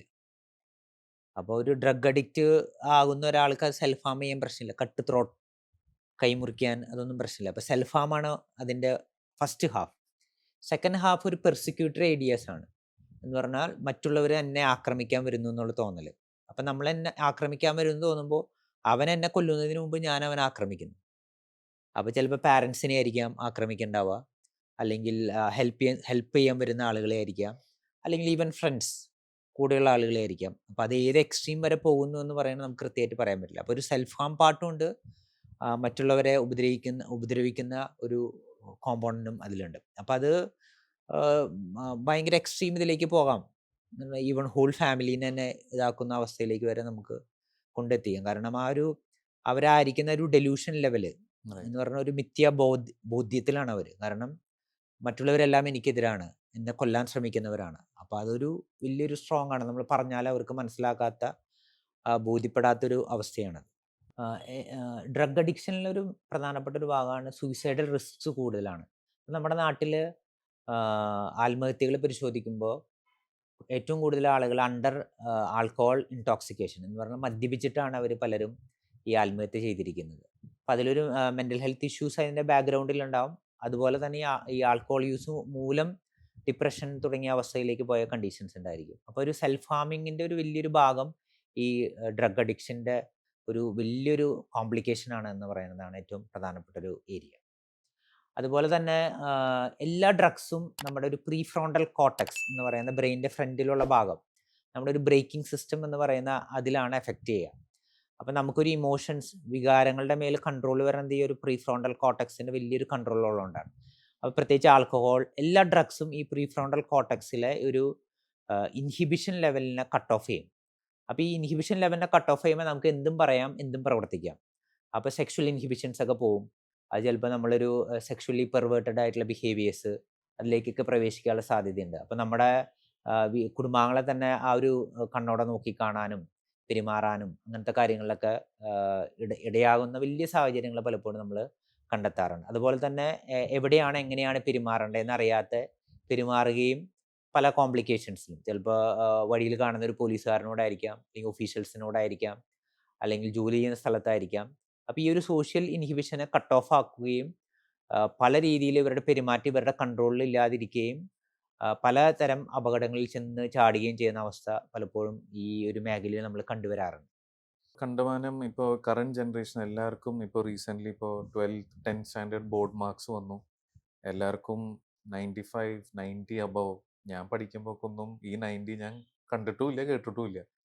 But now there is a lot of pressure from parents to have a great academic career. ഈ അക്കാഡമിക്സ് എത്താതെ വരുമ്പോൾ is there a chance of moving towards drugs for an easier relaxation? നമ്മുടെ നാട്ടിൽ പ്രൊഫഷണൽ കോളേജിലുള്ള പിള്ളേർ ഏറ്റവും കൂടുതൽ ഡ്രഗ്സ് ഉപയോഗിക്കാനുള്ള one of the reason എന്ന് പറയുന്നത് ഈ അക്കാഡമിക് പെർഫോമൻസിൻ്റെ ഭാഗമായിട്ടാണ്. കാരണം ഓർക്കൊളിച്ചിരുന്ന് പഠിക്കണം. അപ്പോൾ ചില ആളുകൾ പറയുന്ന MDMA ഉപയോഗിച്ച് കഴിഞ്ഞാൽ നല്ല പ്രൊഡക്ടിവിറ്റി കിട്ടും. അപ്പം അങ്ങനെ ഉപയോഗിച്ച് തുടങ്ങുന്ന കുറേ ആളുകളുണ്ട്. അപ്പോൾ ഇതിൻ്റെ പ്രഷർ കാരണം ഡ്രഗ്സ് ഉപയോഗിക്കുന്നത്. പിന്നെ അതേപോലെ തന്നെ റിലാക്സേഷൻ്റെ ഭാഗമായി കന്നാബീസ് ഉപയോഗിക്കുന്ന ആളുകൾ ഉണ്ട്, അല്ലെങ്കിൽ മറ്റ് ആൽക്കഹോൾ, എല്ലാ ഡ്രഗ്സിലേക്കും പോകുന്നു. അപ്പോൾ ഈ ഒരു അക്കാഡമിക് പ്രഷർ ഇതിനൊരു റീസൺ ആണ്.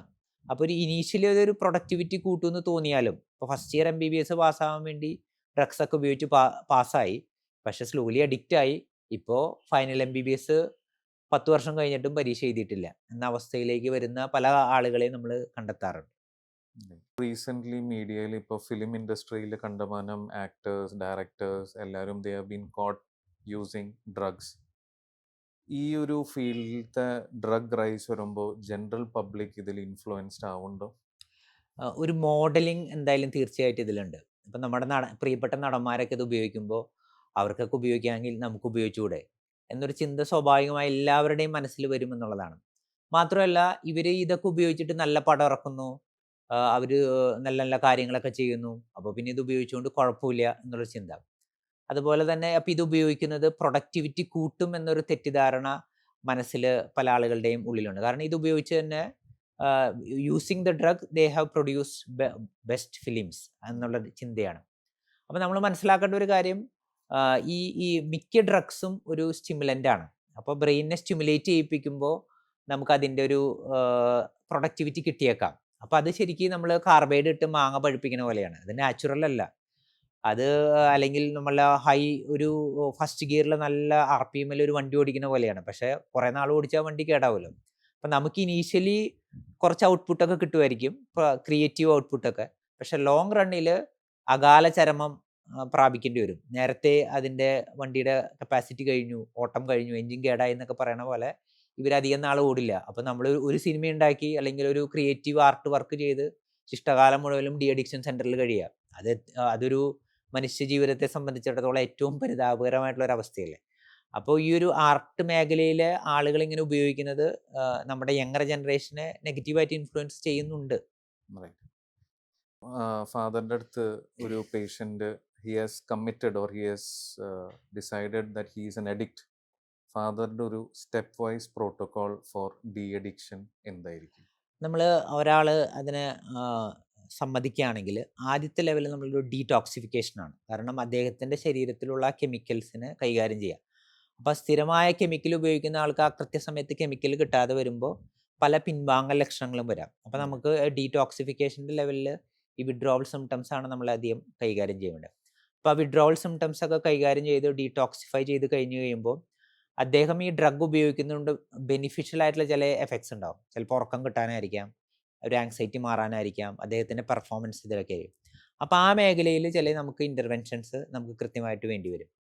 അപ്പോൾ ഇതിനോടൊപ്പം തന്നെ നമുക്കൊരു സൈക്കോ തെറാപ്യൂട്ടിക് ഭാഗമുണ്ട്. മോട്ടിവേഷൻ എന്ന് പറഞ്ഞാൽ നമ്മൾ ആളെന്തുകൊണ്ട് ഡ്രഗ് നിർത്തുന്നു, ഡ്രഗ് നിർത്തിയാൽ അദ്ദേഹത്തിന് ഉണ്ടാകുന്ന ബെനിഫിറ്റ്സ് എന്തൊക്കെ, ഡ്രഗ് നിർത്തുമ്പോൾ അദ്ദേഹത്തിന് ഉണ്ടാകുന്ന ദോഷങ്ങൾ എന്തൊക്കെ. ദോഷങ്ങളും ഉണ്ട്. കാരണം ഒരു പാർട്ടിങ്ങിൻ്റെ ഭാഗമായിട്ട് ഡ്രഗ് ഉപയോഗിച്ചാൽ അത് നിർത്തിക്കഴിഞ്ഞാൽ എനിക്ക് ആ സോഷ്യൽ ഇത് മാറുന്നു. അപ്പോൾ അതിൻ്റെ നെഗറ്റീവ് കാര്യങ്ങൾ എന്തൊക്കെ. അപ്പോൾ ഇത് ആളെക്കുറിച്ച് കൃത്യമായി നമ്മൾ ബോധ്യപ്പെടുത്തുന്നു. എന്നിട്ട് നമുക്കൊരു ഒരു ആക്ഷൻ പ്ലാൻ വേണം. കാരണം ഈ നമ്മൾ അവരോട് പറയുന്നത് നിങ്ങൾക്കൊരിക്കലും ഓവർ കോൺഫിഡൻസ് പാടില്ല. കാരണം you are fighting against A chemical is more powerful and അതിനാണ് എപ്പോഴും ഡോമിനൻസ്. അപ്പോൾ അതുകൊണ്ട് നിങ്ങൾ എന്ന് വേണമെങ്കിൽ ഇതിലേക്ക് വീണ് പോകാം, സ്ലിപ്പാവാനുള്ള സാധ്യതയുണ്ട്. അപ്പം ഈ ഒരു സ്ലിപ്പാകാൻ സാധ്യതയുള്ളത് കൊണ്ട് ഈ റിലാപ്സിനെ എങ്ങനെയൊക്കെ നമുക്ക് നേരിടാം, അതിനെന്തൊക്കെ ഗാർഡാണ് നമ്മൾ വേണ്ടത്, അതാണ് നമ്മൾ അവരെ ട്രെയിൻ ചെയ്യിക്കുക. ഏതൊക്കെ സാഹചര്യങ്ങളിൽ ഞാൻ വീണ്ടും ഉപയോഗിക്കാൻ സാധ്യതയുണ്ട്, ഏതൊക്കെ വ്യക്തികളുമായിട്ട് ബന്ധപ്പെട്ടാലാണ് ഞാനത് വീണ്ടും ഉപയോഗിക്കാനുള്ള സാധ്യതകൾ. അപ്പോൾ ഇതിനെക്കുറിച്ചൊക്കെ കൃത്യമായൊരു സ്കെച്ചും പ്ലാനും നമ്മൾ അവർക്ക് ഉണ്ടാക്കി കൊടുക്കുന്നു എന്നുള്ളതാണ്. അതിൻ്റെ മറ്റൊരു ഭാഗം നമുക്ക് ആൻറ്റി ക്രേവിങ് ഡ്രഗ്സ് ഉണ്ട്. അപ്പോൾ ആൻറ്റി ക്രേവിങ് ഡ്രഗ്സ് നമുക്ക് ഉപയോഗിക്കാം. കാരണം അതിൻ്റെ ക്രേവിങ് ആണ് ഏറ്റവും പ്രധാനപ്പെട്ട വീണ്ടും തുടങ്ങാനുള്ള കാരണം. അപ്പോൾ ക്രേവിങ് വരുമ്പോൾ ഒരു 20 to 30 മിനിറ്റ്സ് ഒക്കെയാണ് അത് ഉണ്ടാവുക.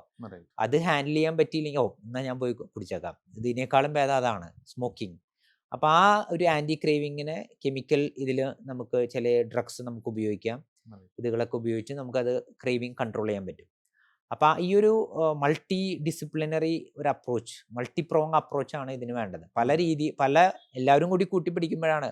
അതുപോലെ തന്നെ ഫാമിലി സപ്പോർട്ട് ഇല്ലെങ്കിൽ നമ്മൾ എത്ര ഡി അഡിക്ഷൻ ചെയ്തിട്ടും കാര്യമില്ല. കാരണം അവൻ വീട്ടിൽ ചെല്ലുമ്പോൾ ഞാൻ കുടി നിർത്തിയിട്ട് എന്താ കാര്യം. പക്ഷേ നല്ല കെയറിങ് ആയിട്ടുള്ള ഒരു പാർട്ട്ണറും മക്കളൊക്കെ ഉണ്ടെങ്കിൽ അവർക്ക് വേണ്ടി മാത്രം കുടി നിർത്തുന്ന ആൾക്കാർ ഇഷ്ടം പോലെയുണ്ട്. പിള്ളേർക്ക് വേണ്ടി മാത്രം കുടി നിർത്തുന്ന, അല്ലെങ്കിൽ എൻ്റെ ഭാര്യയ്ക്ക് വേണ്ടി എന്നൊക്കെ പറഞ്ഞ് കുടി നിർത്തുന്ന ആളുകൾ. അപ്പോൾ ഈ ഒരു മൾട്ടി ലെവലിലാണ് നമ്മൾ ഇതിനെ അപ്രോച്ച് ചെയ്യേണ്ടത്. ഇപ്പോൾ സാധാരണ ഇപ്പോൾ ഞാനൊരു ഓർത്തോപെഡിക് സർജനാണ്. ഒരാൾ പേഷ്യൻ്റ് വരാൻ മുട്ടുവേദനയാണ്, ഡോക്ടർ ഒരാഴ്ചയുടെ മരുന്ന് തന്നാൽ ഇത് മാറണം. So we give medicines for about a week. Drug de അഡിക്ഷന് എന്തെങ്കിലും ഒരു ടൈം ഫ്രെയിം പറയാൻ പറ്റുമോ? നമുക്ക് ഒരു വിഡ്രോവൽ സിംറ്റംസിന് ഒരു ടൈം ഫ്രെയിം പറയാൻ പറ്റില്ല. ചില ഡ്രഗ്സിൻ്റെ വിഡ്രോവൽസ് ഇത്രയും നാൾ വരെയാണ് നിൽക്കുക എന്ന് നമുക്ക് പറയാം. അപ്പോൾ നമ്മളിപ്പോൾ ആൽക്കഹോൾ, അപ്പോൾ അതിന് നമ്മൾ ബെൻസോഡയസെപ്പിൻസ് പറഞ്ഞ ഡ്രഗ് ഉപയോഗിച്ച് ഇത്ര നാളുകൾ കൊണ്ട് അതിൻ്റെ കൈകാര്യം ചെയ്യുന്നത്. ഫിറ്റ്സ് വരാൻ സാധ്യതയുള്ള കാലം, അല്ലെങ്കിൽ ഡെലീരിയം, പിച്ചും പേയും പറയുന്ന സാഹചര്യം. അപ്പോൾ അതിന് നമുക്കൊരു ടൈം പീരീഡ് ഉണ്ട്. അപ്പോൾ നമുക്ക് ആ ഡ്രഗ് കൊടുക്കാം. പക്ഷേ ഈ ക്രേവിങ് ഭാഗങ്ങൾ കൈകാര്യം ചെയ്യാൻ നമുക്ക് കൃത്യമായ ടൈം പീരീഡ് പറയാൻ പറ്റില്ല. ഇപ്പോൾ പ്രത്യേകിച്ച് ഞാൻ ഈ സ്മോക്കിംഗ് ഒക്കെ ചിലപ്പോൾ വർഷങ്ങളോളം അതിൻ്റെ ക്രേവിങ് കയ്യിൽ നിൽക്കും. അപ്പം അതുകൊണ്ട് അതിനൊരു ടൈം ഫ്രെയിം പറയാൻ പറ്റില്ല. ഈ ഒരു ഇനീഷ്യൽ ഡീടോക്സിഫിക്കേഷൻ ഒരു ടൈം ഫ്രെയിം നമുക്ക് കൃത്യമായിട്ട് പറയാം. ആൻറ്റി ക്രേവിങ് ഡ്രഗ്സ് കൊടുക്കുമ്പോൾ ചില സമയത്ത് പേഷ്യൻ്റ് ഭയങ്കര വൊമിറ്റിംഗ്, ഹെഡ് ഏക്ക്, ഡിസിനെസ് അങ്ങനെയൊക്കെ വരാൻ ചാൻസ് ഉണ്ടോ? ആൻറ്റി ക്രേവിങ് കൂടുതലും നമ്മൾ കൊടുക്കുന്നത് ആൽക്കഹോളിനാണ്. ഡൈസൾഫ്രാം എന്ന് പറയുന്ന കെമിക്കലാണ്. അതിൻ്റെ ബേസിക്കുള്ള പ്രിൻസിപ്പിൾ എന്താണെന്ന് വെച്ച് കഴിഞ്ഞാൽ നമ്മുടെ നാട്ടിൽ പല ആളുകളും അറിയാതെ കൊടുക്കും. പക്ഷെ ബേസിക്കലി അത് ആളറിഞ്ഞാണ് കൊടുക്കേണ്ടത്. അതിൻ്റെ പ്രിൻസിപ്പിൾ എന്ന് പറഞ്ഞാൽ, എനിക്ക് ഷുഗർ ഉള്ള ആളാണെങ്കിൽ എനിക്ക് ആരെങ്കിലും പഞ്ചസാര ഇട്ട് കാപ്പി തന്നാൽ ഞാൻ പറയും എനിക്ക് വേണ്ട, എനിക്ക് ഷുഗർ ഉണ്ടെന്ന് പറയും. അപ്പോൾ ഡൈസൾഫ്രാം അറിഞ്ഞു കഴിക്കുന്ന ഒരാൾ, അദ്ദേഹത്തിന് ഒരു പെഗ് ഒരാൾ ഓഫർ ചെയ്ത് അദ്ദേഹം പറയും എനിക്ക് വേണ്ട കേട്ടോ, ഞാൻ അതിന് മരുന്ന് കഴിക്കട്ടെന്ന്. കാരണം ആൽക്കഹോളും ഈ ഡൈസൾഫ്രാം എന്ന് പറയുന്ന കെമിക്കലും കൂടി ചേരില്ല ഒരിക്കലും. അപ്പോൾ അത് കഴിച്ചു കഴിഞ്ഞാൽ ഛർദ്ദിക്കാൻ വരും, അല്ലെങ്കിൽ ഡിസിനെസ് ഫീൽ ചെയ്യും, പല സൈഡ് എഫക്ട്സും വരും. അപ്പോൾ ഇത് കഴിക്കുന്ന ഒരാളെ സംബന്ധിച്ചിടത്തോളം അദ്ദേഹം ഒരു പെഗ്ഗിൽ കൂടുതൽ കഴിക്കില്ല. കാരണം എന്താണ്? കാരണം പെഗ് അടിക്കുമ്പോൾ ഉണ്ടാകുന്ന നല്ല അനുഭവമല്ല ആൽക്കഹോൾ ഉപയോഗിക്കുമ്പോൾ ഉണ്ടാകുന്നത്. അപ്പോൾ ഒരാൾക്ക് ഒരു സെൽഫ് പ്രൊട്ടക്ഷന് വേണ്ടിയാണ് ഈ ആന്റി ക്രേവിംഗ് ഏജന്റ് അദ്ദേഹത്തിന്റെ അനുവാദത്തോടു കൂടി തന്നെ കൊടുക്കണം. ഏറ്റവും എഫക്റ്റീവ് ആയിട്ടുള്ള സയന്റിഫിക്കലി എഫക്റ്റീവ് ആയിട്ടുള്ള ഒരു കാര്യമാണ് ഈ ആൽക്കഹോളിനെ സംബന്ധിച്ചിടത്തോളം ഈ disulfiram anti craving agent. Apart from drugs ഇപ്പൊ എല്ലാവരും പറയുന്നത് ഡി അഡിക്ഷൻ സെന്ററിലേക്ക് പോകണം. ഇപ്പൊ പൊതുവെ സിനിമയിലൊക്കെ കാണിക്കുന്നത് ഡി അഡിക്ഷൻ സെന്ററിൽ പോയ ചങ്ങലയിലിട്ടു, അടിക്കുന്നു, they are in A jail. What actually happens in a de-addiction center and who needs to go to a de-addiction center? De addiction സെന്ററിൽ നമ്മൾക്ക് പ്രധാനമായ ഒരു സ്റ്റെപ്പ് വൈസ് മാനേജ്മെന്റ് ആണുള്ളത്. Right. അപ്പോൾ ഈ ആളുകളെ കെട്ടിയിടുന്ന അവസ്ഥ എന്ന് പറയുന്നത് ചിലപ്പോൾ നമുക്ക് അങ്ങനെ ഒരു ഫിസിക്കൽ റിസ്ട്രെയിൻ ചിലപ്പോൾ വേണ്ടി വന്നേക്കാം. Okay. അത് നമ്മൾ ഈ പറഞ്ഞതുപോലെ ഒരു വിഡ്രോവൽ സ്റ്റേറ്റിൽ സെൽഫ് ഹാമിങ് ഇഷ്യൂസ്, മറ്റുള്ളവർ ഉപദ്രവിക്കാനുള്ള കണ്ടീഷൻസ്, അവർക്കൊരു സ്ഥലകാല ബോധം ഉണ്ടാകുന്നില്ല. അങ്ങനത്തെ കണ്ടീഷനിൽ ചിലപ്പോൾ നമുക്ക് കെമിക്കൽസ് ഒക്കെ കൊടുത്തിട്ടും മരുന്നൊക്കെ കൊടുത്തിട്ടും കൺട്രോൾ ആകാത്ത ആളുകൾ ചിലപ്പോൾ നമുക്ക് കെട്ടിയിടുന്ന അവസ്ഥ വന്നേക്കാം. Right. അപ്പം അങ്ങനത്തെ ചില കണ്ടീഷൻസ് ഉണ്ടാകാറുണ്ട് എന്നുള്ളതൊരു പച്ചയായ യാഥാർത്ഥ്യമാണ്. കാരണം നമുക്ക് വേറെ Option. മാർഗമില്ലാത്തത് കൊണ്ടാണ് അങ്ങനത്തെ ഒരു കണ്ടീഷൻസ് വരണത്. ആർക്കാണ് അങ്ങനെ വരണതെന്ന് നമുക്ക് കൃത്യമായിട്ട് പറയാൻ പറ്റില്ല. കാരണം ഓരോരുത്തരുടെ ഇതും ഓരോരുത്തരുടെയും ബ്രെയിൻ ഇതിനോട് പ്രതികരിക്കുന്ന കണ്ടീഷൻസ് ഡിഫറെൻ്റ് ആണല്ലോ. അപ്പം അതനുസരിച്ചിട്ട് ചിലപ്പോൾ നന്നായി ആൽക്കഹോൾ ഉപയോഗിക്കുന്ന ഒരാൾക്ക് വെറുതെ ഒരു ഒ പി ബേസ്ഡ് മാനേജ്മെന്റ് മതിയായിരിക്കാം. Right. പക്ഷെ ചില ആളുകളെ സംബന്ധിച്ചിടത്തോളം ഒ പി ബേസിൽ മാനേജ് പറ്റില്ല. കാരണം ഫാമിലി ഹിസ്റ്ററി ഭയങ്കര സിവിയർ ആണ്. മുമ്പ് ഇങ്ങനെ ഒരു സിവിയർ ഫിറ്റ്സ് ഒക്കെ വന്നേക്കുന്ന കണ്ടീഷൻ ആണെങ്കിൽ നമുക്കൊരു ഡി അഡിക്ഷൻ സെന്ററിൽ കൈകാര്യം ചെയ്യണം എന്നുള്ളതാണ്. പിന്നെ നമുക്ക് ഇപ്പോഴത്തെ നാട്ടിലെ ഏറ്റവും ഒരു ഡി അഡിക്ഷൻ്റെ ഒരു പ്രധാനപ്പെട്ട ഒരു ഇഷ്യൂ എന്ന് പറയുന്നത് ഭയങ്കര കോസ്റ്റ്ലി അഫെയർ ആണ്. നമുക്കിപ്പോൾ ഒരാൾ കെട്ടിയിടണം എന്ന് പറഞ്ഞാൽ കെട്ടിയിടാൻ 4 പേര് വേണ്ടേ? അപ്പോൾ മൊത്തത്തിൽ അതിന് വേണ്ട പ്രത്യേക സ്പേസ് വേണം, ബിഹേവിയറൽ ഐസി വേണം. അപ്പോൾ ഓൾറെഡി ഇദ്ദേഹം മദ്യപിച്ച് ലക്ഷങ്ങൾ കളഞ്ഞേക്കണു. അതിൻ്റെ കൂടിയാണ് ആയിരങ്ങൾ ഇനി ഡി അഡിക്ഷന് വേണ്ടി ചിലവാക്കണേ. അപ്പം അങ്ങനെ വരുമ്പോൾ ഭയങ്കര കോസ്റ്റ്ലി അഫെയർ ആണ് ഇതിൽ. Right. അപ്പോൾ അതുകൊണ്ട് ഈ കോസ്റ്റ്ലി അഫെയറിൽ ചില കോംപ്രമൈസുകളൊക്കെ നടത്തുമ്പോൾ ചിലപ്പോൾ 4 പേരെ നോക്കാൻ നിർത്തുന്നതിന് പകരം ചിലപ്പോൾ നേരത്തെ കെട്ടിയിട്ടൊന്ന് വന്നേക്കാം. അങ്ങനത്തെ ചില കണ്ടീഷൻസിലൊക്കെ ചിലപ്പോൾ വന്നേക്കാം. Right. അപ്പം അങ്ങനത്തെ ഒരു കണ്ടീഷൻ ഉണ്ട്. അപ്പം അതൊരു ഇനീഷ്യലി പല ആളുകൾക്കും ഒരു ഹൊറർ എക്സ്പീരിയൻസ് പോലെ വന്നേക്കാം. Right. പക്ഷേ നമ്മൾ പല സമയത്തും നമ്മളും ഹെൽപ്ലെസ് ആണ്. കാരണം ഈ വിഡ്രോവൽ അവർക്ക് കൈകാര്യം ചെയ്യാൻ പറ്റുന്നില്ല എന്നുള്ളത്. അപ്പോൾ ഈ ഒരു വിഡ്രോവൽ കഴിഞ്ഞ് കഴിഞ്ഞാൽ ഈ ഒരു ഡീടോക്സിഫിക്കേഷൻ തെറാപ്പി പാർട്ട് അങ്ങനത്തെ കുറച്ച് കാര്യങ്ങളാണ് സ്റ്റെപ്പ് വൈസ് പ്രോട്ടോക്കോളിലാണ് ഇത് പോകുക. Right. പിന്നെ നമ്മൾ സാധാരണ പറയാം ഒരു ബിഹേവിയർ തുടങ്ങാൻ നമുക്കൊരു 21 ഡേയ്സ് എടുക്കും. പുതിയൊരു ബിഹേവിയറിൽ നമുക്ക് പുതിയൊരു ഹാബിറ്റ് നമുക്ക് തുടങ്ങണമെങ്കിൽ. അപ്പോൾ ഒരു 21 ഡേയ്സ് നമ്മൾ മാറി നിൽക്കുന്നത് നമ്മളെ തന്നെ ഒരു ട്രെയിൻ ചെയ്യണതിൻ്റെ ഭാഗമായിട്ടും പുതിയൊരു സ്കില്ല് ഡെവലപ്പ് ചെയ്യുന്നതിൻ്റെ ഭാഗമായും. അപ്പം നമുക്ക് ഇഷ്ടപ്പെട്ട ഒരു കാര്യമാണ് നമ്മൾ മാറ്റി വയ്ക്കണത്. Right. അപ്പം അതിന് പകരം പുതിയൊരു ഇഷ്ടം അവിടെ കൊണ്ടുവരണം. അത് ആലോചിച്ച് നമ്മൾ തേടി കണ്ടുപിടിച്ച് കൊണ്ടുവരേണ്ട ഒരു ഇഷ്ടമാണ്. അപ്പം അതിന് വേണ്ടി ഒരു സമയമാണ് ഒരു 3 വീക്സ് ടൈം മിനിമം പറയണേ. 3 വീക്സിൽ എല്ലാവരും ശരിയാവണം നിർബന്ധമില്ല, ചിലർ takes time. But basically insight വരിക, കൃത്യമായ ബോധ്യം വരിക, എനിക്കിങ്ങനെ ഒരു പ്രോബ്ലം ഉണ്ട്, ഞാൻ അതിനെ ഡീൽ ചെയ്യാൻ തയ്യാറാണെന്നുള്ളൊരു കാഴ്ചപ്പാടാണ് ഏറ്റവും പ്രധാനപ്പെട്ട ഒരു കാര്യം.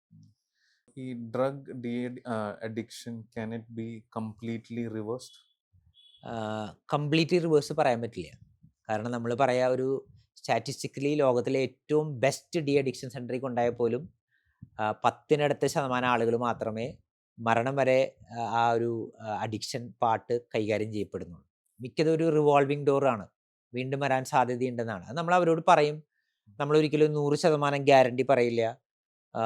പാർട്ട്ണറിനോടും പറയും ഇദ്ദേഹം വീണ്ടും ഉപയോഗിക്കാൻ സാധ്യതയുണ്ട്. കാരണം പാർട്ട്നേഴ്സിന് അല്ലെങ്കിൽ ജീവിത പങ്കാളിക്ക് അല്ലെങ്കിൽ പാരൻസിനൊക്കെ ഒരു ചിലപ്പോൾ തോന്നും ഇന്ന സ്ഥലത്ത് കൊണ്ടുപോയാൽ ഇവൻ 100% ശരിയാകും. പക്ഷെ ഇതൊരു ബ്രെയിൻ പാത്തോളജി ആണല്ലോ. Right. ഇതൊരു മെഡിക്കൽ പ്രോബ്ലം ആണ്. പലപ്പോഴും നമ്മുടെ നാട്ടിൽ അതൊരു മോറൽ പ്രോബ്ലം ആയിട്ടാണ് കാണുന്നത്. പക്ഷെ ഇതൊരു മെഡിക്കൽ പ്രോബ്ലം ആണ്. ക്യാൻസർ പോലെ തന്നെ ഒരു പ്രോബ്ലം ആണ്. ക്യാൻസർ എന്ന് വേണമെങ്കിലും തിരിച്ചു വരാമെന്ന് പറയുന്നത് പോലെ ഇത് അവൻ്റെ ബ്രെയിനിൽ അങ്ങനെ ഒരു റിവാർഡ് സർക്യൂട്ടൊക്കെ ഫോം ചെയ്യപ്പെട്ടേക്കാണ്. എന്ന് വേണമെങ്കിലും തിരിച്ചു വരാം. അപ്പം അതുകൊണ്ട് നമ്മളിപ്പോൾ അവരെ സൈക്കോ എഡ്യൂക്കേറ്റ് ചെയ്തിട്ടാണ് വിടുക. എന്തെങ്കിലും അറിയാതെ വീണ് പോയാൽ ഉടനെ വന്നേക്കണം എന്ന് അവരോട് പറയും. നമ്മളിവിടെ ഉണ്ട്, നമ്മൾ ചീത്തയൊന്നും പറയില്ല, ഓൾവേസ് വെൽക്കം ആണെന്ന് പറഞ്ഞവരെ നമ്മൾ പറഞ്ഞു വിടാണ് ചെയ്യാറ്. എങ്ങാനും ഒരു റിക്കറൻസ് അല്ലെങ്കിൽ ഒരു റീ അഡിക്ഷൻ വരാണ്, ആ സമയത്ത് സാറിന്റെ അപ്രോച്ച് ഇങ്ങനെയായിരിക്കും? നമുക്ക് റിക്കറൻസ് വന്ന് ഉടനെ വരുന്ന ആളുകളെ നമ്മൾ എപ്പോഴും അപ്രിഷ്യേറ്റ് ചെയ്യും. കാരണം അവൻ വന്നല്ലോ. കാരണം സാധാരണ ഇവര് ഇനി പോയി കയ്യിൽ നിന്ന് പോയി. ഇനിയിപ്പോ എന്തായാലും കുടിച്ചേക്കാമെന്നൊരു ധാരണയാണ് പൊതുവെ വരിക. പക്ഷെ അവർക്ക് പലപ്പോഴും ഈ ഭയങ്കര ഹാർഷായിട്ട് നമ്മൾ പെരുമാറുമ്പോഴാണ് അവര് വരാതിരിക്കുക. ഇനി ചെന്നാ സാറ് ചീത്ത പറയോ? എന്നെന്ത് പറയും? പക്ഷെ നമ്മൾ ഇവിടുന്ന് പോകുമ്പോഴേ പറയും. എന്തെങ്കിലും പ്രശ്നമുണ്ടെങ്കിൽ തിരിച്ചു വന്നേക്കണം. പിന്നെ നമ്മളെപ്പോ ആളുകൾക്ക് എപ്പോഴും ഷോർട്ട് ടാർഗറ്റ്സേ കൊടുക്കുള്ളൂ. ഒരു 100 ദിവസം കുടിക്കാതിരിക്കാൻ പറ്റുമോ? 50 ദിവസം. അപ്പൊ അവരും കോൺഫിഡന്റ് ആവും 100 ദിവസം കുടിക്കാതിരിക്കും. റൈറ്റ്. അപ്പൊ അങ്ങനെ ഷോർട്ട് ടാർഗറ്റ് കൊടുക്കുമ്പോൾ അവർക്ക് ഞാനിനി ജീവിതകാലം മുഴുവനും കുടിക്കണില്ല എന്ന് പറയണേക്കാളും നീ ഒരു കാര്യം ചെയ്യ് 100 ദിവസം മതി അല്ലെങ്കിൽ 200 ദിവസം മതി എന്ന് പറയുമ്പോൾ അവർക്കും കോൺഫിഡന്റ് ആവും. പിന്നെ ദേ ഓൾസോ ബിക്കം കോൺഫിഡന്റ്.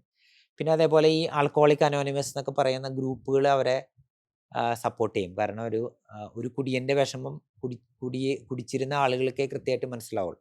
അപ്പോൾ അവർ ഭയങ്കര സപ്പോർട്ടീവാണ് ആൽക്കഹോളിക് അനോണിമസ്. നമ്മുടെ നാട്ടിലും നല്ല ഗ്രൂപ്പ്സ് ഉണ്ട്, ആൽക്കഹോളിക് അനോണിമസ് ഗ്രൂപ്പ്സ് ഉണ്ട്.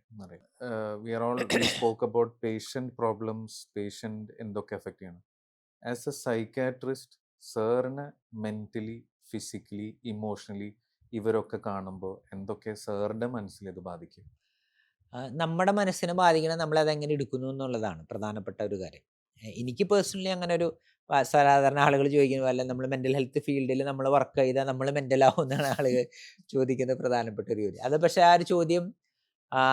ചോദ്യം എൻ്റെ ഒരു പേഴ്സണൽ ഇതിലെന്ന് പറഞ്ഞാൽ നമ്മൾ പേഷ്യൻ്റ് ഇത് നമ്മുടെ പേഴ്സണൽ ലൈഫ് ഇതിനെ നമ്മൾ കൂട്ടിക്കുഴയ്ക്കേണ്ട ആവശ്യമില്ല ശരിക്കും.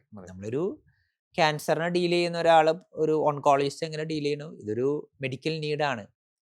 അത് നമ്മൾ കൃത്യമായിട്ട് കൈകാര്യം ചെയ്യുന്നു. അപ്പം നമുക്കൊരിക്കലും അത് നമ്മുടെ പേഴ്സണൽ ലൈഫിലേക്ക് വരുന്നില്ല. എൻ്റെ ഡിഫറെൻറ്റ് തിങ്. അപ്പം എനിക്കതൊരിക്കലും അങ്ങനെ ഒരു മാത്രമല്ല നമ്മളത് പേഴ്സണലി എടുക്കേണ്ട ആവശ്യം ഇല്ല പല കാര്യങ്ങളിലും. നമ്മൾ അവരായിട്ട് എമ്പതി ഉണ്ട്, അവരുടെ പ്രശ്നങ്ങൾ മനസ്സിലാക്കുന്നു, ഇത് ചെയ്യുന്നു. നമ്മളവരെ ആ ഒരു പ്രോബ്ലത്തിനെ ഹെൽപ്പ് ഔട്ട് ചെയ്യാൻ നമ്മുടേതായ രീതിയിൽ സയൻറ്റിഫിക് മെത്തേഡ്സ് നമ്മൾ ലീഡ് ചെയ്യുന്നു. അപ്പോൾ അതല്ലാതെ അയാൾ വീണ്ടും കുടിച്ചല്ലോ എന്ന് വിചാരിച്ച് നമ്മൾ വിഷമിച്ചിരിക്കില്ല. നമുക്കറിയാം വീണ്ടും കുടിക്കും. പക്ഷെ നമ്മളവനെ ഹെൽപ്പ് ചെയ്യാൻ എവർ റെഡി. അവൻ എന്ന് വന്നാലും നമ്മൾ റെഡിയാണെന്നുള്ളൊരു ഫീലാണ് നമുക്ക് അവർക്ക് കൊടുക്കാനുള്ളത്. ഒരാള് ഡ്രഗ് എടുത്തു കഴിഞ്ഞ് if he's become very aggressive, ഒരു ഫാമിലി മെമ്പർ ആണ് അല്ലെങ്കിൽ ഒരു ഫ്രണ്ട് ആണ്, ഈ patient is very aggressive right now, ഇങ്ങനെയാണ് ആ ഫാമിലി മെമ്പർ റിയാക്ട് ചെയ്യേണ്ടത്? നമ്മൾ മിക്കപ്പോഴും ഡ്രഗ് എടുക്കുന്ന ആളുകളുടെ ഒരു മനസ്സിൽ ഒരു പേടി, ഭയം ഉണ്ടാവുള്ളൂ. ഭയം എന്ന് പറഞ്ഞാൽ നമ്മുടെ ജീവനാണല്ലോ ഏറ്റവും പ്രധാനപ്പെട്ടത്. അപ്പം എനിക്കെതിരെ ഹാം ചെയ്യാൻ ആരെങ്കിലും വരുന്നു എന്ന് തോന്നുമ്പോഴാണ് നമ്മൾ ചെയ്യണത്. അപ്പം നമ്മൾ ഒരിക്കലും പ്രൊവോക്കിംഗ് ആയിട്ട് സംസാരിക്കരുത്. ഞാനിപ്പോൾ ശരിയാക്കി തരാം അല്ലെങ്കിൽ നിന്നെ ഒതുക്കാം എന്നൊക്കെ ആ രീതിയിൽ സംസാരിക്കരുത്. എപ്പോഴും ഡിസ്റ്റൻസ് കീപ്പ് ചെയ്യുക. കാരണം അദ്ദേഹം ചിലപ്പോൾ അറ്റാക്ക് ചെയ്യാനുള്ള പ്രോബ്ലം. അപ്പം നമ്മൾ ശാന്താവുക, നമുക്ക് സംസാരിക്കാം, നീ കാമാവുക, ഞങ്ങളൊന്നും ചെയ്യാൻ പോണില്ല എന്നുള്ള രീതിയിലൊരു ടോക്ക് ഡൗൺ ചെയ്യാൻ പറയും. അതിനെ സംസാരിച്ച് നമ്മൾ അപ്പം നമ്മൾ ഇപ്പോൾ സാധാരണ പേഷ്യൻസിൻ്റെ അടുത്ത് പോകുമ്പോൾ നമ്മൾ പറയും കൈ പിന്നിൽ കെട്ടരുത്. കാരണം പിന്നിൽ കെട്ടി അവർ വിചാരിക്കും എന്തെങ്കിലും കാര്യങ്ങൾ നമ്മുടെ കയ്യിലുണ്ടെന്ന് വിചാരിക്കും. അപ്പം നമ്മൾ കൈ ഓപ്പൺ ആക്കി സ്ലോലി, വളരെ ഫാസ്റ്റായിട്ട് പറഞ്ഞാൽ മനസ്സിലാവില്ല, നല്ല ലൗഡായിട്ട് തന്നെ സ്ലോലി പറഞ്ഞ് അവരെ ടോക്ക് ഡൗൺ ചെയ്യിക്കുക എന്നുള്ളതാണ് പ്രധാനപ്പെട്ട ഒരു കാര്യം. എന്നിട്ടും കൈ ഒതുങ്ങാണ്ടിരിക്കുമ്പോഴാണ് നമ്മൾ പലപ്പോഴും അവരെ കെട്ടിയിടുന്ന അവസ്ഥയിലേക്ക് വരുന്നത്. സാധാരണ ഇങ്ങനെ ഒരു രീതിയിൽ സംസാരിക്കുമ്പോൾ തന്നെ ഒതുങ്ങാനുള്ള ആളാണെങ്കിൽ മിക്കവാറും അതിൽ ഒതുങ്ങിയിട്ടുണ്ടാവും. അപ്പം ഈ ഭയത്തിൻ്റെ ഭാഗം അവർ മാറ്റിക്കൊടുക്കുക എന്നുള്ളതാണ് പ്രധാനപ്പെട്ട ഒരു ഭാഗം. ഈ അഗ്രഷൻ്റെ വരുമ്പോൾ ഇത് ചെയ്യുന്ന കാര്യം. പിന്നെ അതേപോലെ എന്തെങ്കിലും വെപ്പൺസ് ഒക്കെ അവരുടെ കയ്യിലുണ്ടോ എന്ന് നമ്മൾ എപ്പോഴും ഇതാകണം. വെപ്പൺസ് അവർക്ക് തന്നെ ഹാം ആകാം. കാരണം അവർ ചിലപ്പോൾ ഇപ്പോൾ ബ്ലേഡ് വേണമെങ്കിൽ കൈ മുറിക്കാം, നമ്മളെയും ആക്രമിക്കാൻ സാധ്യത. അപ്പം അതിനെക്കുറിച്ചൊക്കെ ഒന്ന് നമ്മൾ അവെയർ ആകണം. ഈ സംസാരിക്കുന്ന സമയത്ത് തന്നെ ബാക്കി കൂടെയുള്ള ആളുകളുണ്ടെങ്കിൽ ഇതിനെക്കുറിച്ചൊന്ന് അവെയർനെസ് ഉണ്ടാകണം എന്നുള്ളതാണ് പ്രധാനപ്പെട്ടത്. ബേസിക്കലി ഇപ്പോൾ ഡി അഡിക്ഷൻ സെൻറ്ററിനെ പറ്റി സംസാരിച്ചു, ആൻറ്റി ക്രേവിങ് ഡ്രഗ്സിൻ്റെ പറ്റി സംസാരിച്ചു. Lot of people talk about meditation, yoga helps in recovering from drug de addiction. അതിൻ്റെ ഒരു യൂസ്ഫുൾനെസ് എന്തായിരിക്കും? ഈ മെഡിറ്റേഷൻ, യോഗ ഇതൊക്കെ നമ്മൾ നേരത്തെ പറഞ്ഞ ബയോസൈക്കോ സോഷ്യൽ മോഡലിലെ സൈക്കോളജിക്കൽ കോമ്പൗണ്ടിനെ ഹെൽപ്പ് ചെയ്യണതാണ്. മെഡിറ്റേഷൻ നമ്മുടെ ഒരു സെൽഫ് കൺട്രോൾ, ഡിസിഷൻ മേക്കിംഗ്, നമ്മുടെ ഒരു അസേർട്ടീവ്നെസ് ഇതിനൊക്കെ സഹായിക്കുന്ന കാര്യമാണ്. ഇപ്പം നേരത്തെ പറഞ്ഞ പോലെ ആ ഒരു തീരുമാനം എടുക്കാൻ നമ്മളെ സഹായിക്കുന്ന പ്രധാനപ്പെട്ട ഒരു കാര്യം. ഒരാളെ സംബന്ധിച്ചിടത്തോളം നോ പറയുക എന്ന് പറയുന്നത് ഏറ്റവും ഡിഫിക്കൽട്ട് ആയിട്ടുള്ള കാര്യം. ബ്രെയിനിന് ഏറ്റവും ഡിഫിക്കൽട്ട് ആയിട്ടുള്ള ഒരു കാര്യമാണ് നോ പറയുക എന്നുള്ളത്. അത്രയും അസേർട്ടീവായിട്ട് തന്നെ പറയേണ്ടി വരും. അപ്പോൾ അതിൻ്റെ ഒരു ട്രെയിനിങ്ങിൻ്റെ ഭാഗമായി ഈ ഒരു ആൻസിലറി സർവീസസ് എന്ന് വേണമെങ്കിൽ പറയും. ഈ കാര്യങ്ങളൊക്കെ സപ്പോർട്ട് ചെയ്യണതാണ്. അതെ. അപ്പോൾ അത് വളരെ ഹെൽപ്ഫുൾ ആയിട്ടുള്ളൊരു കാര്യമാണ്. ഈവൻ സ്പിരിച്വാലിറ്റിയിൽ പോലും. Right. സ്പിരിച്വാലിറ്റിയിൽ ഇപ്പോൾ ഒരു സ്പിരിച്വലി സ്ട്രോങ് ഉള്ള ഒരാൾ ഇപ്പോൾ ധ്യാനം കൂടി കള്ളുകൂടി നിർത്തി എന്നൊക്കെ പറയണത് അദ്ദേഹത്തിന് കിട്ടുന്ന ഒരു ബോധ്യമാണ്. ഇപ്പോൾ എൻ്റെ ശരീരം ദൈവത്തിൻ്റെ ആലയമാണ് ബൈബിളിൽ പറയണ പോലെ. അപ്പം അത് എനിക്കത് മോശമാക്കാൻ പറ്റില്ല. അപ്പോൾ ആ ഒരു ബോധ്യം പ്രധാനപ്പെട്ട ആ ഡിസിഷൻ അയാളെ സഹായിക്കുന്നുണ്ടാവും. അപ്പോൾ ആ ഒരു മേഖലയിലാണ് ഇതൊക്കെ സഹായിക്കുന്നത്. അപ്പം നമ്മളൊരു ഡ്രഗ് അല്ലെങ്കിൽ ഡ്രഗ് അഡിക്ഷൻ ട്രീറ്റ് ചെയ്യുമ്പോൾ നമ്മളൊരു മെഡിക്കൽ മാനേജ്മെൻറ്റിനോടൊപ്പം ഇതൊക്കെ സഹായിക്കണതാണ്. എവിടെ നിന്നാണ് അവന് ഇൻസൈറ്റ് വരണതെന്ന് പറയാൻ പറ്റില്ല. അപ്പം Right. നമ്മൾ പറ്റുന്ന രീതിയിലെല്ലാം ഒരു സപ്പോർട്ടീവ് കെയർ നമ്മൾ കൊടുക്കുന്നു എന്നുള്ളതാണ് പ്രധാനപ്പെട്ട ഒരു കാര്യം. സോ അൾട്ടിമേറ്റ്ലി എല്ലാത്തിൻ്റെയും ബേസ് സെൽഫ് ഒരു അസസ്മെൻറ്റും സെൽഫ് മോട്ടിവേഷനാണ് ഫസ്റ്റ് ക്രൈറ്റീരിയ. ഫസ്റ്റ് ക്രൈറ്റീരിയ അതാണ്. Life unreflected is not worth living എന്ന് സോക്രട്ടീസ് പറയും. അപ്പോൾ ആ ഒരു റിഫ്ലക്ഷൻ അവനെ സഹായിക്കുക എന്നുള്ളതാണ് പ്രധാനപ്പെട്ട ഒരു കാര്യം. പക്ഷേ ഇതിലൊരു സങ്കടകരമായിട്ടുള്ളൊരു കാര്യം, അഡിക്ഷൻ്റെ ഒരു സെർട്ടൺ പോയിന്റ് കഴിഞ്ഞു, ബ്രെയിൻ മൊത്തം ഡാമേജ് ആയി കഴിഞ്ഞാൽ ഈ ഒരു സെൽഫ് റിഫ്ലക്ഷനൊക്കെ വരണ അവസ്ഥ നഷ്ടപ്പെട്ടേക്കാം. പക്ക ഒരു സൈക്കോട്ടിക് ലെവലിലേക്കൊക്കെ പോയി കഴിഞ്ഞാൽ there is a point of no return എന്ന് പറഞ്ഞാൽ ഒരു ഡ്രഗ് ഉപയോഗിച്ച് തുടങ്ങുന്ന ഒരാൾ കൊടൈക്കനാൽ ലൊക്കെ അല്ലെങ്കിൽ ഊട്ടിയിലൊക്കെ ആത്മഹത്യാ മുനമ്പിലേക്ക് നടക്കണ പോലെയാണ്. അപ്പോൾ ഇവൻ ഉപയോഗിച്ച് തുടങ്ങുന്നു, ആത്മഹത്യാ മുനമ്പിൻ്റെ ആ പോയിന്റ് കഴിഞ്ഞ് കഴിഞ്ഞാൽ പിന്നെ തിരിച്ചു വരാൻ പറ്റില്ലല്ലോ. അപ്പോൾ ഒരു അഡിക്ഷൻ്റെ ആ ഒരു പോയിന്റ് കഴിഞ്ഞാൽ ചിലപ്പോൾ there will be a point of no return, തിരിച്ചു വരാൻ പറ്റാത്തൊരു പോയിന്റ് ഉണ്ടാവും. അപ്പോൾ ആ ഒരു പോയിന്റ് ക്രോസ് ചെയ്ത് കഴിഞ്ഞ് കഴിഞ്ഞാൽ പിന്നെ നമുക്ക് അവനൊരു റീഹാബിലിറ്റേറ്റീവ് സർവീസ് മാത്രമേ അവന് ആകെയുള്ളൊരു ചോയ്സ് അവൈലബിൾ ആയിട്ടുള്ളൂ. To avoid such addictions catch them young എന്ന് പറഞ്ഞ ഒരു ടേം പറയാറുണ്ട്. What are your suggestions as a society, as a doctor? How can we improve our society and make it de addiction or addiction free? Catch them young എന്ന് പറയുമ്പോൾ ഒന്നാമത്തെ നമ്മൾ പറയുന്നത് ഒരു ഫാമിലി ബോണ്ട്, ഓക്കെ. ഒരു റിലേഷൻഷിപ്പാണ് ഏറ്റവും പ്രധാനപ്പെട്ടത്. നമ്മൾ പലരും പല കാര്യങ്ങളും ചെയ്യാത്തത് നമ്മുടെ മറ്റുള്ളവരെ ആലോചിച്ചാണ്. കാരണം എൻ്റെ വൈഫിന് അത് ഇഷ്ടപ്പെടില്ല, അമ്മയ്ക്ക് അത് ഇഷ്ടപ്പെടില്ല. അപ്പോൾ ഒരു റിലേഷൻഷിപ്പ് നെറ്റ്വർക്കാണ് ഏറ്റവും പ്രധാനം. ഹെൽത്തി ആയിട്ടുള്ള ഒരു റിലേഷൻഷിപ്പ് നെറ്റ്വർക്കാണ് ഒന്നാമത്തെ കാര്യം. രണ്ട്, നമുക്ക് ലഹരിയാക്കാൻ പറ്റുന്ന കാര്യങ്ങൾ എന്തൊക്കെയാണ്? അത് ആർട്ടായിരിക്കാം, സ്പോർട്സ് ആയിരിക്കാം, സോഷ്യൽ ആക്ടിവിറ്റീസ് ആയിരിക്കാം. ആ ഒരു കാര്യത്തിലേക്ക് ചെറുപ്പത്തിലേ തന്നെ പിള്ളേരെ ട്രെയിൻ ചെയ്ത് വിടുക എന്നുള്ളതാണ്. പക്ഷെ ഇന്നത്തെ നമ്മുടെ നാട്ടിലെ ഏറ്റവും പ്രധാനപ്പെട്ട ഒരു ഡേഞ്ചർ എന്ന് പറഞ്ഞാൽ പഠിക്ക് എന്ന് പറയുന്ന മാത്രം ആളാണ്. ചിലപ്പോൾ അവന് പഠിക്കാൻ പറ്റാത്ത ആളായിരിക്കാം, അവൻ്റെ സ്കില്ല് വേറെ ഏരിയാസിലായിരിക്കാം. അപ്പോൾ അത് കണ്ടെത്താനുള്ള ഒരു ഓപ്ഷൻസ് അവന് വരുന്നില്ല. അപ്പോൾ ആ മേഖലകളിൽ അവൻ്റെ ലഹരി ജീവിതത്തിൻ്റെ അവൻ്റെ പ്രൊഡക്റ്റീവായിട്ടുള്ള ലഹരിയുടെ മേഖലകളെ അവന് കണ്ടെത്തി കൊടുക്കാൻ സഹായിക്കുക എന്നുള്ളതാണ് പ്രധാനപ്പെട്ട രണ്ടാമത്തെ ഒരു കാര്യം. മൂന്നാമത്തെ ഒരു കാര്യം, ആരും വീഴാം, വണ്ടി ഓടിക്കുന്ന ആൾക്കും ആക്സിഡൻറ്റ് പറ്റാമെന്ന് പറഞ്ഞവർ ആരും ഇതിലേക്ക് വീഴാൻ സാധ്യതയുണ്ട്. അപ്പോൾ അതുകൊണ്ട് വളരെ കെയർഫുൾ ആയിരിക്കുക എന്നുള്ളതാണ് പ്രധാനപ്പെട്ട ഒരു കാര്യം. അപ്പോൾ പാരൻസ് ഇതിനെക്കുറിച്ച് കൃത്യമായി കോൺഷ്യസ് ആവുകയും ഒരു നല്ല കോൺസ്റ്റൻ്റ് അക്കമ്പനിമെൻ്റ് വരികയും ചെയ്താൽ നമുക്ക് ആരെയും വീണ്ടെടുക്കാനും ആരും ഇതിൽ വീഴാതെയും നമുക്ക് സഹായിക്കാൻ സാധിക്കും എന്നുള്ളതാണ് പ്രധാനപ്പെട്ട കാര്യം. പിന്നെ ഗിവിങ് ടൈം ടു ചിൽഡ്രൻ അല്ലേ? പിള്ളേർക്ക് സമയമാണ് ഇപ്പോഴത്തെ ഏറ്റവും പ്രിഷ്യസ് ആയിട്ടുള്ള കാര്യം, ഏറ്റവും കോസ്റ്റ്ലി ആയിട്ടുള്ള ഒരു കാര്യം.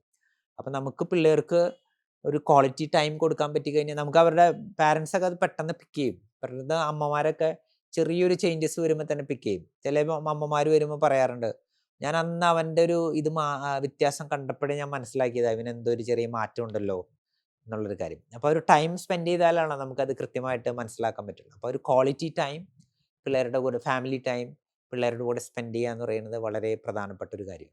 സ്പോർട്സ് ആക്ടിവിറ്റീസിൽ കൂടുതൽ കുട്ടികളെ ഹെൽപ്പ് ചെയ്താൽ ക്യാൻ ഇറ്റ് ഗെറ്റ് അവേ ഈ അഡിക്ഷനിലേക്കുള്ള ഡിസ്ട്രാക്ഷൻ ആയിട്ട് വരും? സ്പോർട്സ് എന്ന് പറയുന്നത് നല്ലൊരു ഡോപ്പമിൻ ഹൈക്ക് ഉണ്ടാക്കുന്ന ഒരു കാര്യമാണല്ലോ.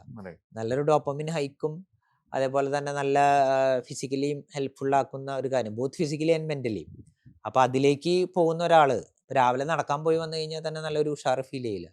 അപ്പോൾ അതിന് പകരം വീട്ടിലിരുന്ന് വെറുതെ വീഡിയോ ഗെയിം കളിക്കുകയോ ടി വി കാണുകയോ ചെയ്യുന്നവരാണ് അവന് ഹൈ ഫീൽ ചെയ്യാൻ അവൻ ചിലപ്പോൾ ഒരു ഡ്രഗ് ഉപയോഗിച്ചെന്ന് വരാം. അപ്പോൾ ഈ ഒരു സ്പോർട്സ് നമ്മുടെ നാട്ടിലെ ഏറ്റവും കളിസ്ഥലങ്ങൾ നമുക്ക് നഷ്ടപ്പെട്ടു. ഫിസിക്കൽ ആക്ടിവിറ്റീസ് കുറവാണ്. പണ്ട് നടന്ന് 1-2 കിലോമീറ്റർ നടന്നു സ്കൂളിൽ പോയിരുന്ന ആളിപ്പോൾ ബസ്സിലാണ് പോണത്. അപ്പോൾ അവന് ഫിസിക്കലി അവൻ്റെ പല ജോയിൻസും അനങ്ങുന്നില്ല, മൂവ് ചെയ്യുന്നില്ല. അപ്പോൾ ആ ബോഡി മൂവ്മെൻറ്റ്സും ഫിസിക്കൽ ആക്ടിവിറ്റീസും തീർച്ചയായും ഒരു അഡിക്ഷൻ്റെ ഒരു പ്രിവെൻറ്റീവ് ഫാക്ടർ തന്നെയാണ്. ഇപ്പോൾ നേരത്തെ ഫാദർ പറഞ്ഞു, ഇപ്പോൾ പേഷ്യൻസ് ഡിപ്രസ്ഡ് ആണ്, ആങ്ഷ്യസ് ആണ്, അപ്പോഴാണ് ഇവർ ഈ ഡ്രഗ്സ് എടുക്കുന്നത്. Now A patient comes with mild depression, mild anxiety.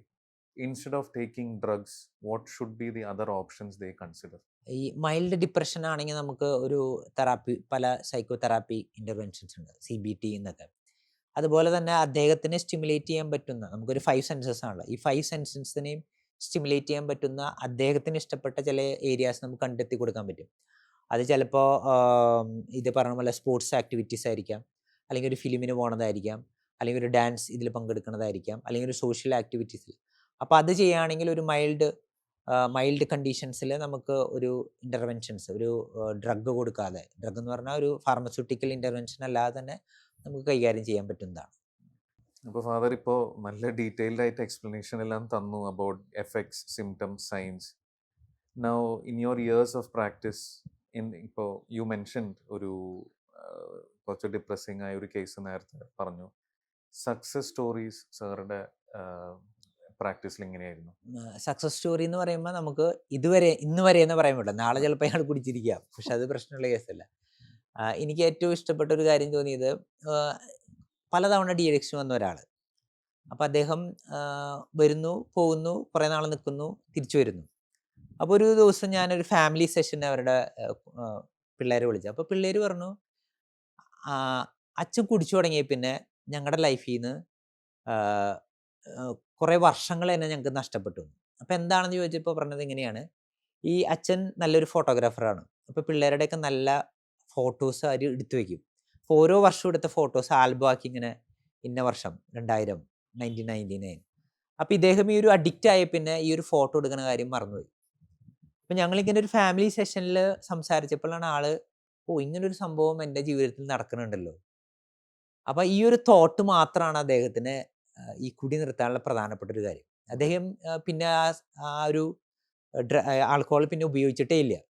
അപ്പോൾ അദ്ദേഹം തന്നെ പറഞ്ഞു, അത് അദ്ദേഹത്തിൻ്റെ എല്ലാ ഫീൽഡിലും, ബിസിനസ്സിലായാലും അദ്ദേഹത്തിൻ്റെ റിലേഷൻഷിപ്സിലൊക്കെ ഉണ്ടാക്കിയ ഒരു എഫക്റ്റ് ഉണ്ട്. അപ്പോൾ എനിക്ക് ഏറ്റവും സന്തോഷം തോന്നിയ ഒരു കാര്യം, ആ ഒരു ഇൻസൈറ്റ് ഉണ്ടാക്കാനായി അദ്ദേഹത്തിന് പറ്റുകയും, പിന്നെ അദ്ദേഹത്തിൻ്റെ ഭാര്യ പറഞ്ഞതുപോലെ കല്യാണം കഴിഞ്ഞിട്ട് ഇത്രയും വർഷമായി, ആദ്യമായിട്ടാണ് 15 വർഷത്തിന് ശേഷം ആദ്യമായിട്ടാണ് മദ്യപിക്കാത്തൊരു ഈസ്റ്റർ ഞാൻ കൂടണത് എന്ന് അദ്ദേഹം ആ ഒരു കമൻറ്റ് ചെയ്തു. അപ്പോൾ അതൊരു വലിയൊരു, എന്നെ സംബന്ധിച്ചിടത്തോളം ഒരാൾക്ക് ഒരു ദിവസം സമാധാനമായിട്ട് ഉറങ്ങാൻ എനിക്ക് സഹായിക്കാൻ പറ്റിയ അതൊരു വലിയ കാര്യമാണ്. അപ്പോൾ അതാണ് ഇനി ഒരു ഏറ്റവും ഹാപ്പി ആയിട്ടുള്ളൊരു ഒരു പേഴ്സണൽ ഇൻസിഡൻ്റ് ആയിട്ട് തോന്നിയത്. Father, thank you so much for thank coming you. On to our episode. ഇത്രയും നല്ലൊരു insight, and I hope our viewers listen to this. ചെറിയ ചെറിയ സിംറ്റംസ് അവർ മനസ്സിലാക്കുക, catch their children young, and see to that every child has a chance to become an addict എന്നുള്ള ഒരു open mindedness എല്ലാം എല്ലാ പാരന്റിന്. പാരൻസിനും വേണം. So wishing you, your complete team at Jubilee, all the best, and may you heal more patients in the best way possible. Thank you. Thank you, Father.